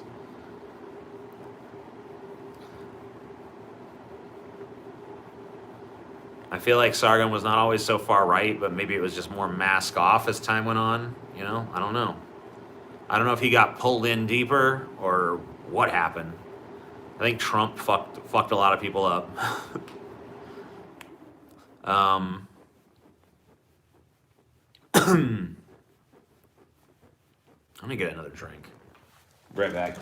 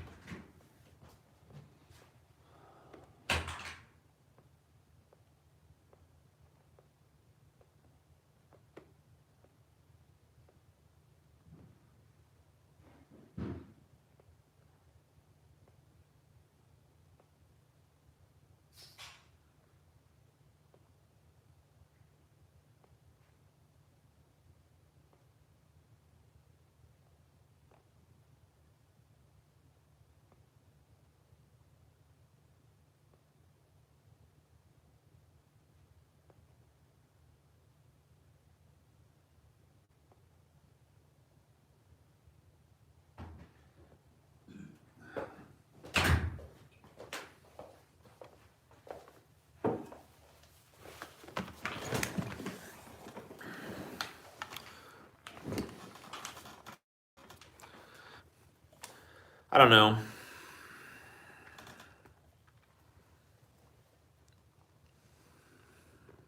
It's my wife's painting behind me. Love her, very talented. I think so anyway.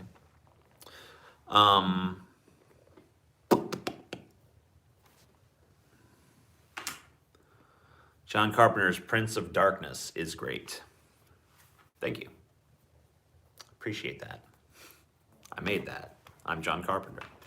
2022 Vietnam War 3.0, please. Yeah, I don't know. I don't think we need another war. No war, please. I'm not happy that I'm seeing so much of that war shit in here, because that shows me it's in the zeitgeist, which shows me that, you know, maybe it's being put in the zeitgeist.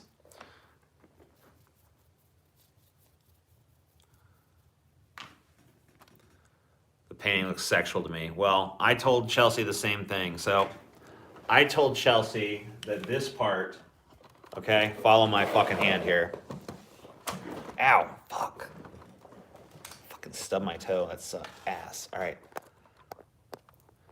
So she was painting this part here, and this stuff wasn't here yet. And we had this and this, which I feel like forms a butt.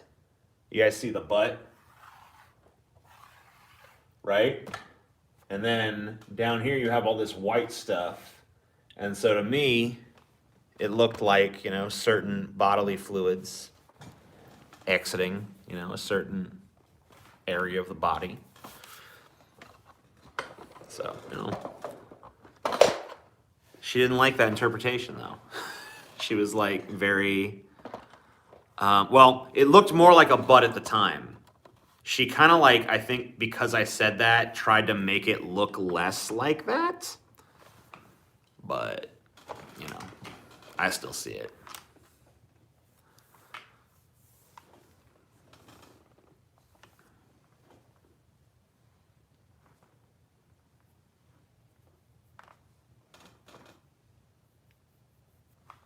What is this shit? 6 million children go missing without results every year in Mexico alone, but COVID is going to end our species. That sounds like a not true statistic. I'm pretty sure if fucking 6 million children went missing from Mexico every year, there would be no one in fucking Mexico. Like, that's ridiculous. That is not fucking true. You're insane.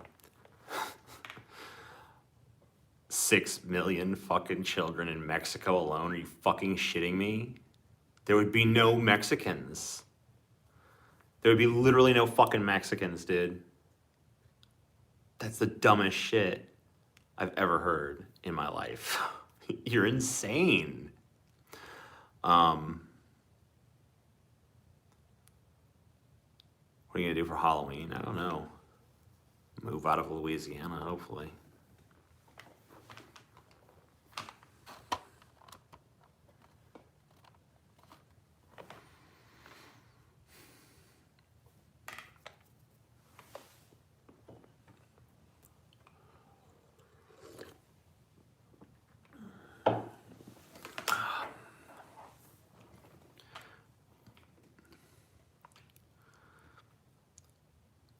What are your thoughts on living in Oregon? I don't know. I don't really have strong interest in that.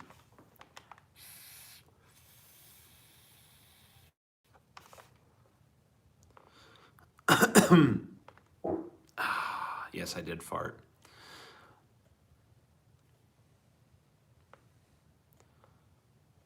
I think I'm gonna go back to the Ohio area where I used to live.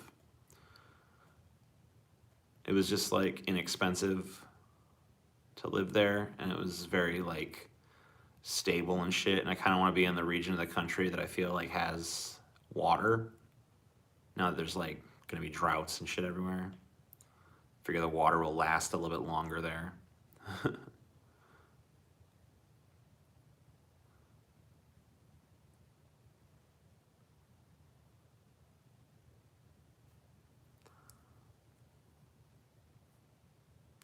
I didn't clean out the stinking fridge. I just taped it shut and put it on the fucking street corner.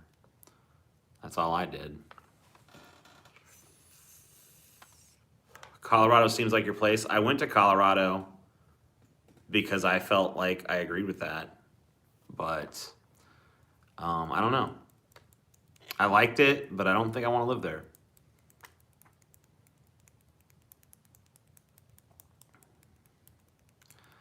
I don't know. I feel like being by the Great Lakes and shit, not a bad idea.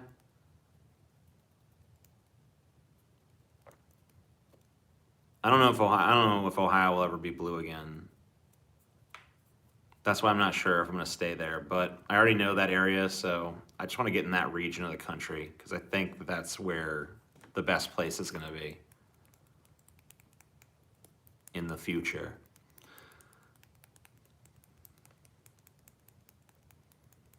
Like, I don't know, the West Coast seems so fucked to me. She just dumped his fridge. Dude, I literally... Okay, so I looked online, I was like, rotten food in fridge cleanup. Because I'm figuring, like, at this point, I'm gonna get a professional company to possibly clean this to the point where it won't stink. And so that company connected me with another company that connected me with another company that connected me with another company, and finally I get to the company that handles this shit. It's like emergency repair service or emergency, it's not repair, it's some other fucking word, but it's ERS basically.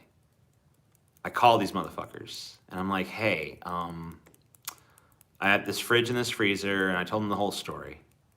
And he's an expert. This is a guy that works for like a biohazard cleanup team that is, cleans up crime scenes and shit, right? And what he tells me is, hey, here's what you gotta do. Duct tape those motherfuckers up and put them on the fucking street corner, because you're never gonna wanna use them again.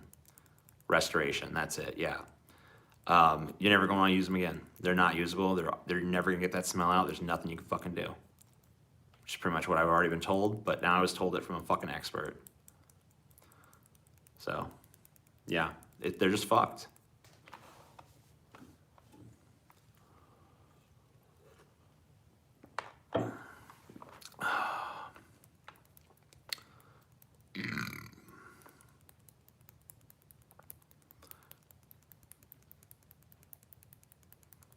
Why'd you spill your beans? I don't know. I was just sick of them being on my plate. I was just like, fuck these beans. Just get on the floor, beans.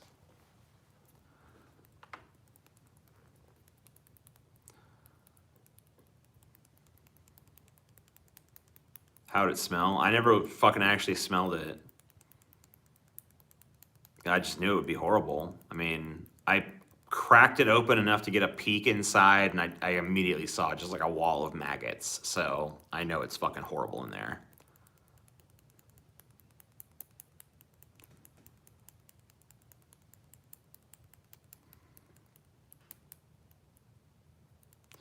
What was your worst vacation ever? I don't know.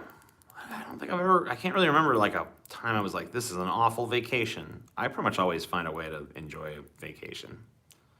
Even if it's not ideal, I'll figure out something to do. Even if I just be like, I'm just gonna stay in the hotel and fuck around all day.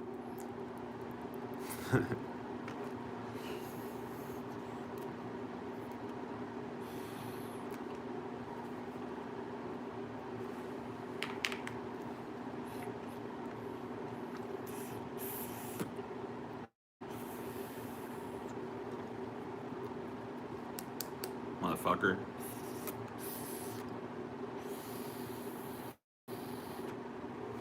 Ugh.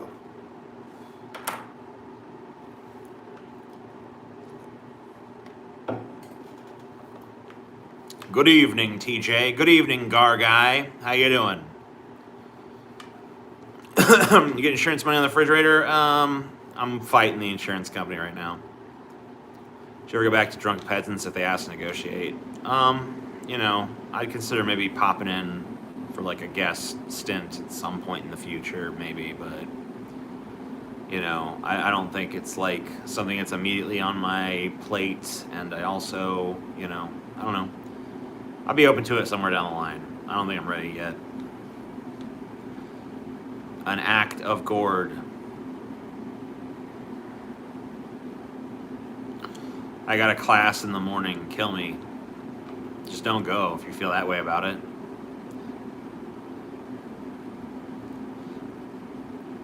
Didn't spring for the fridge insurance. Well, the thing is, the insurance company, like the way their policy is written, they don't care if the fridge is unusable. All they care about is, does it mechanically still function?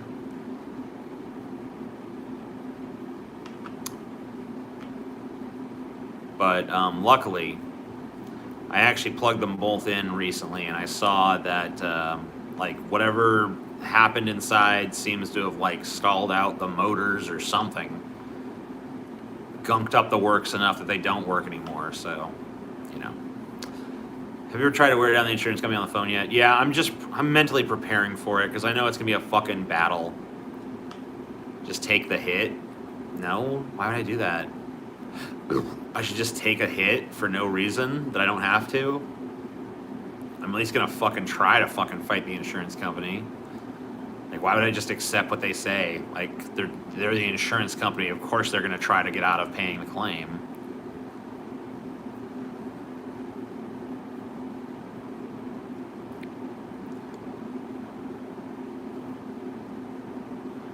Phone service is designed to annoy something. Did you start the Chicago fire? Yeah, probably. I don't know.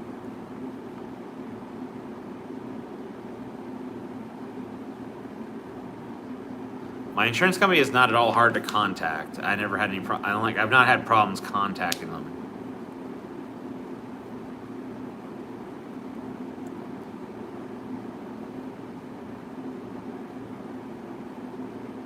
Yeah, insurance companies suck. They really, like, hey, another thing that's going to be abolished when I'm president, insurance companies, bye. My ass is extremely hot. Should I stop sitting on these tacos? Probably not. They'll cool down eventually. Quit being a pussy.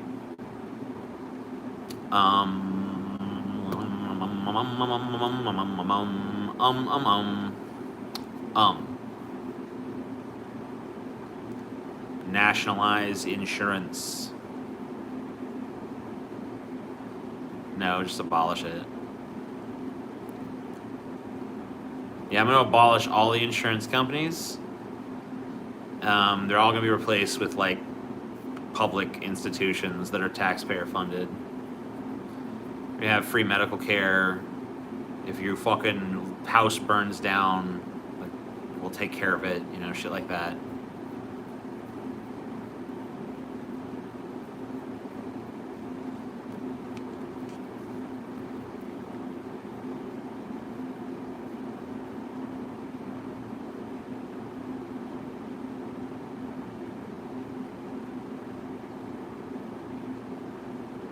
Well, it's not nationalized insurance, though. Because it's not insurance.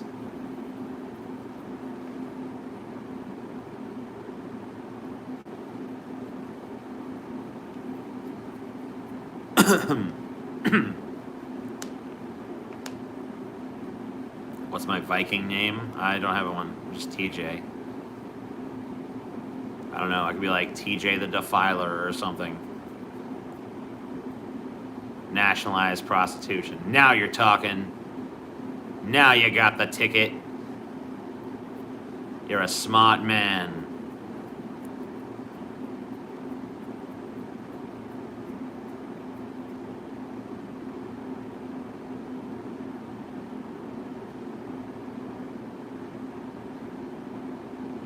If I was a medieval warrior, what weapon would I have?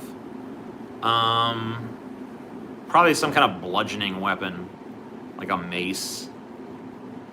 I feel I'd be pretty effective in a combat situation with a big thing that I could bring down on people's heads. That seems like a pretty good weapon for me in that kind of setting. Yeah, Morningstar. One of those big fuckers. Hammer? Yeah, maybe.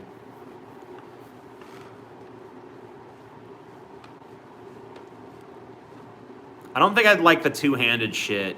I need something I can hold like heavy in this hand and then some kind of shield. I'm definitely gonna want a fucking shield. I'm too big of a fucking target not to have a fucking shield. Morningstar is a tool, not a weapon. Well, whatever.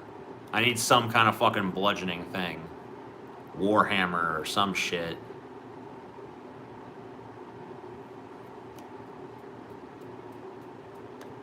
Make the shield from the skulls of your enemies. I mean, I'd rather make it out of something more durable than the skulls of my enemies. I'm pretty sure there's harder material. I guess it's intimidating looking, but you're too slow for a shield. I don't feel like you, like, do you really need to be fast for a shield? I feel like you just kind of hold it up.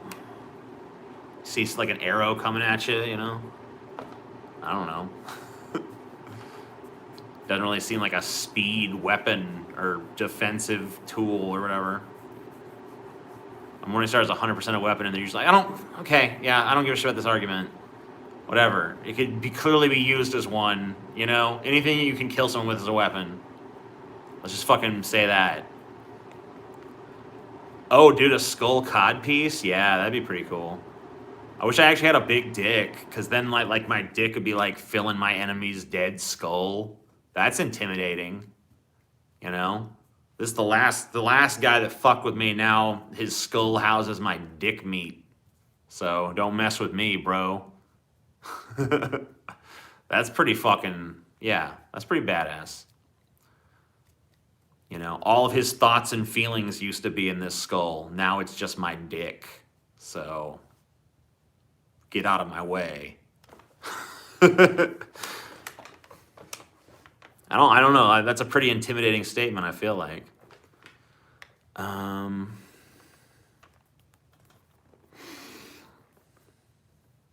Give me some head, TJ. What face paint would you go for? I don't know. Kind of gay, though? Who cares? What? This is 1993? Get out of here.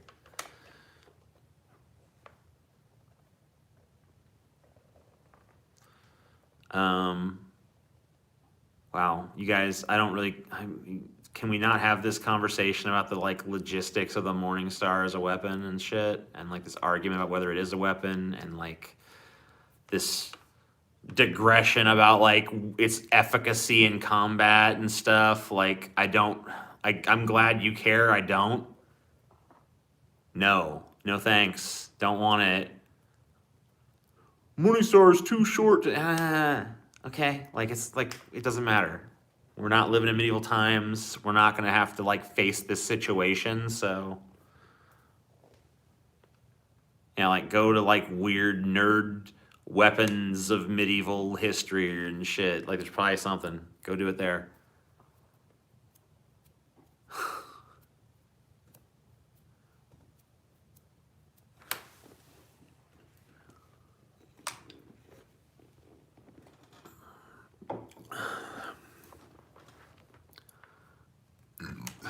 Oh my God, they're still going at it. They won't stop. They don't care. They just, Let's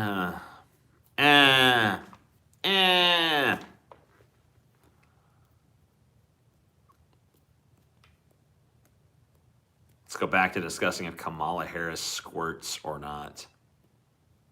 She does. I've decided she does.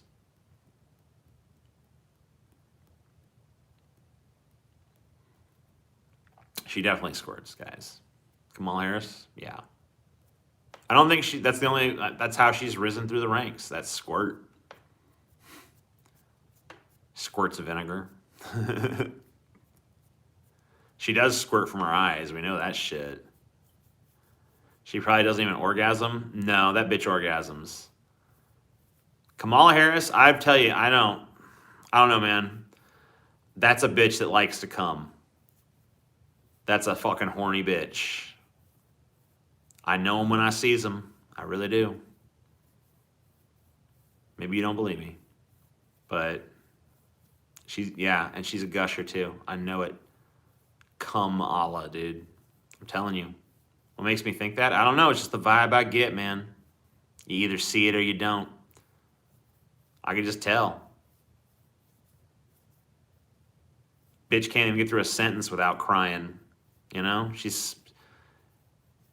I don't know, she's a very sensitive woman. That sensitivity extends to other fucking things. And she's like, I don't mean to get into the rumor mill, but she's rumored to have slept her way to the top. So you know what? You don't sleep your way to the top unless you fucking fuck good, right?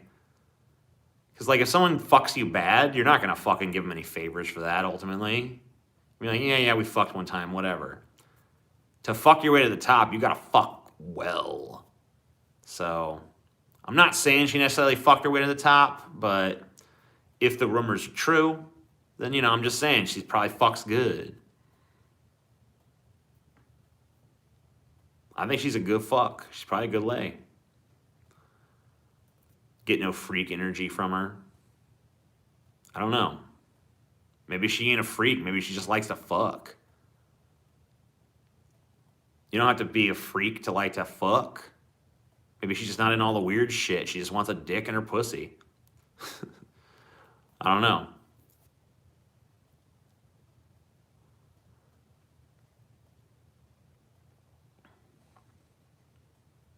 TJ is the main character of Fallout 5. It'd be a short fucking game. I'd go out, you'd leave the safety and comfort of the vault, and then a rad scorpion would show up, and then I would run back into the vault and say, it's pretty fine, it's okay here. Let's stay here. And then the game would be over.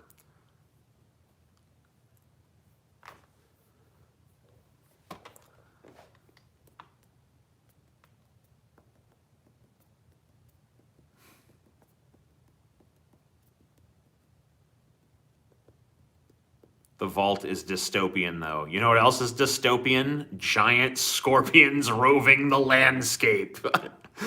I'll take the, man, they tell us when to eat.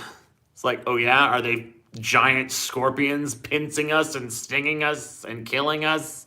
No? Okay, well then I'll live by their fucking rules then.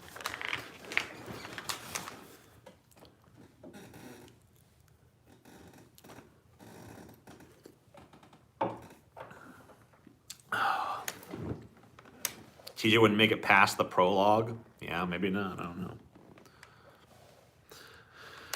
Who knows?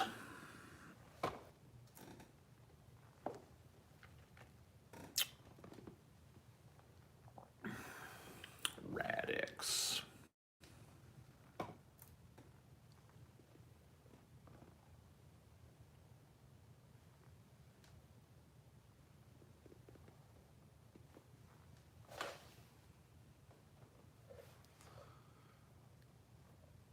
Is there going to be a thick playthrough from you? Dude, I want to. I totally want to do that. God, yeah, I need to do that. The thick ones are cool. I don't know, though. Like, can I do that on YouTube? Should I, like, create a different channel for that? Just, like, thick Fallout playthrough, you know? It's its own channel, because we're not sure. I've seen it on YouTube, but... You know, it seems like I haven't seen it with I haven't seen any that have a shit ton of views. It's all like 5,000 or 6,000 views and shit. So I'm like, you know, maybe it gets too big. They fucking take it down, you know? Yeah. Who knows?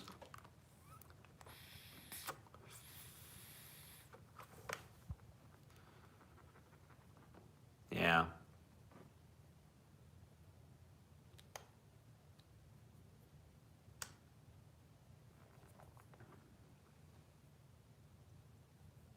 Come on, this has 170 views, so what does that have to do with anything?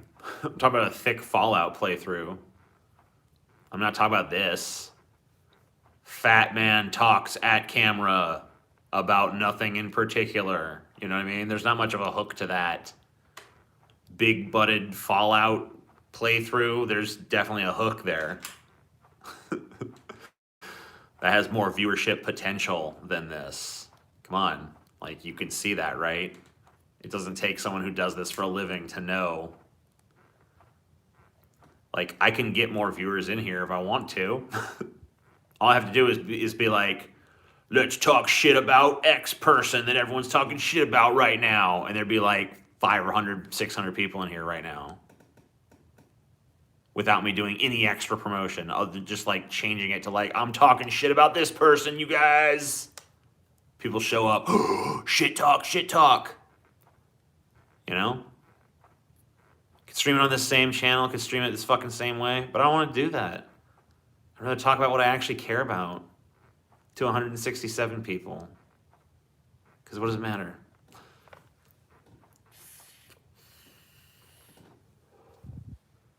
Peyton, they want a sequel to Neats. Ever played any Yakuza games, TJ? No. I have not.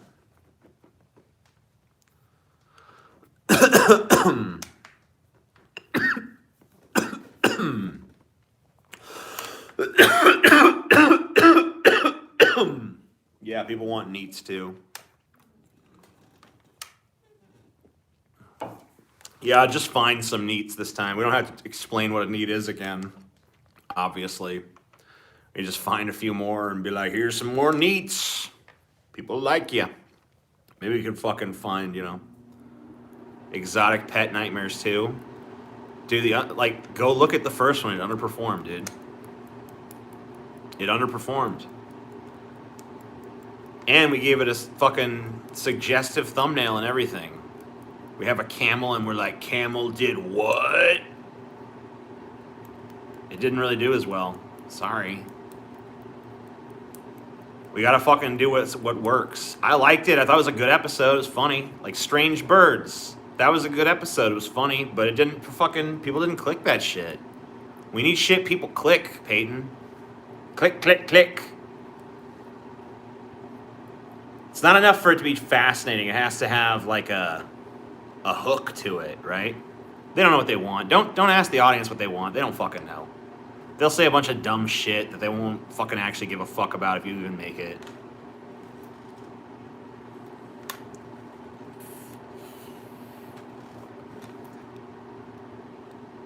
Do a Kamala squirting episode. See, this is what you get. Oh, damn you, Peyton. I click all the... I mean, I know you do, Jay. I know your ass does.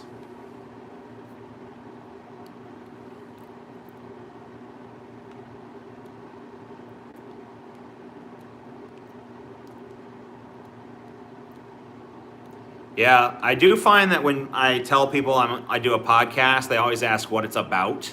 And I'm always like, everything. And they're like, oh. Like, fuck. Maybe I should have narrowed it down a little more. Yeah. We definitely need to figure out a better answer to that question than everything, but... Maybe it's like 3 stoners trying to interpret the absurdities of planet Earth. A little bit of everything, all of the time.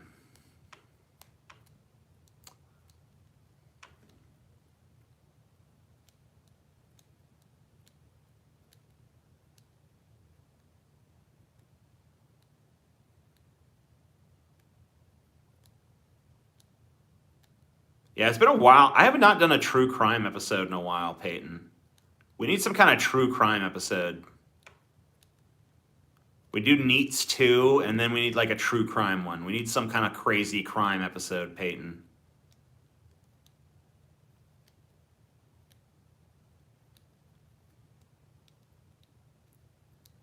We need like a serial killer that's like lesser known that we could do like 30 minutes on.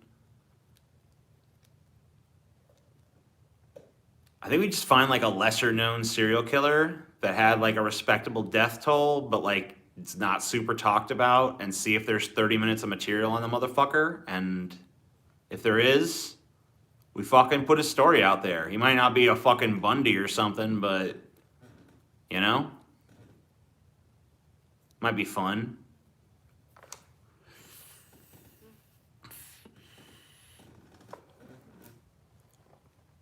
I think we've done Richard Ramirez.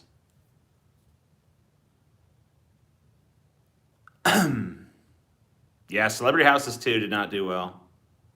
No more of that. There won't be a 3. That's for sure. Not with those fucking views. Maybe if it gains... Sometimes these things, they fucking surprise you over time. So... But one of the reasons we're doing the 3-episode strategy is because we want there to be like a variety of topics, so we can kind of see what topics work and which ones don't. Be fully honest, I didn't watch that one. I'm sorry. I mean, it's fine. You fucking click on what you're naturally gonna fucking click on, dude. If I see like, hey, this one's not a successful fucking concept, then I just don't do that, motherfucker.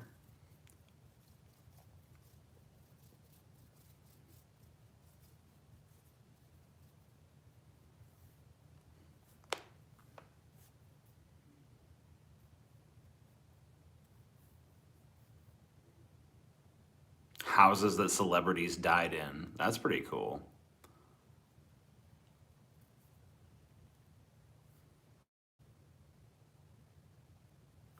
Let's see. I'll be honest, I'm less likely to click episodes from channels that put out more content. That makes sense.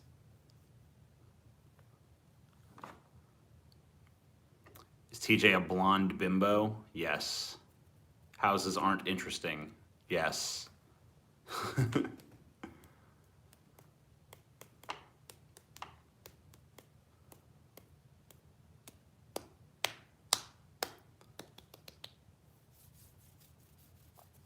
Yeah, I just figured the celebrity houses shit might be good because people obviously click on articles and shit about celebrity houses. I see them all over like clickbaity news sites and shit. So I'm like, okay, people must be interested, but don't seem interested in my audience.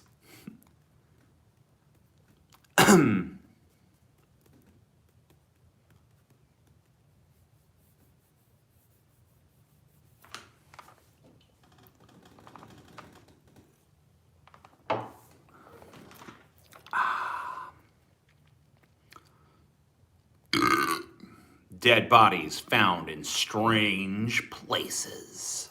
That's cool. Yeah, I gotta do edgy shit. Serial killer. Fucking bullshit. What's this say?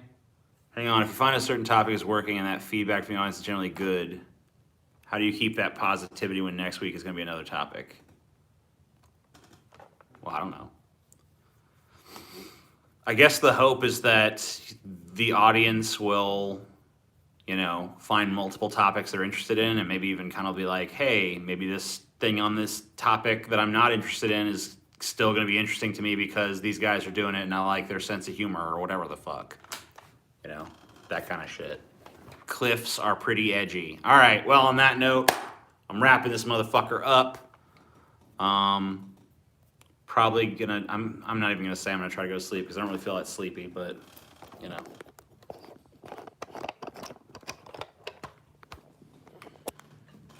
It's all good. Actually, maybe I'll take you guys around me for a second.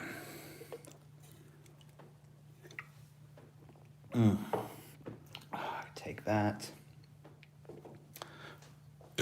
Go write your manifesto. You write it, bitch. I'm gonna go find something to do. But streaming ain't holding my attention no mo.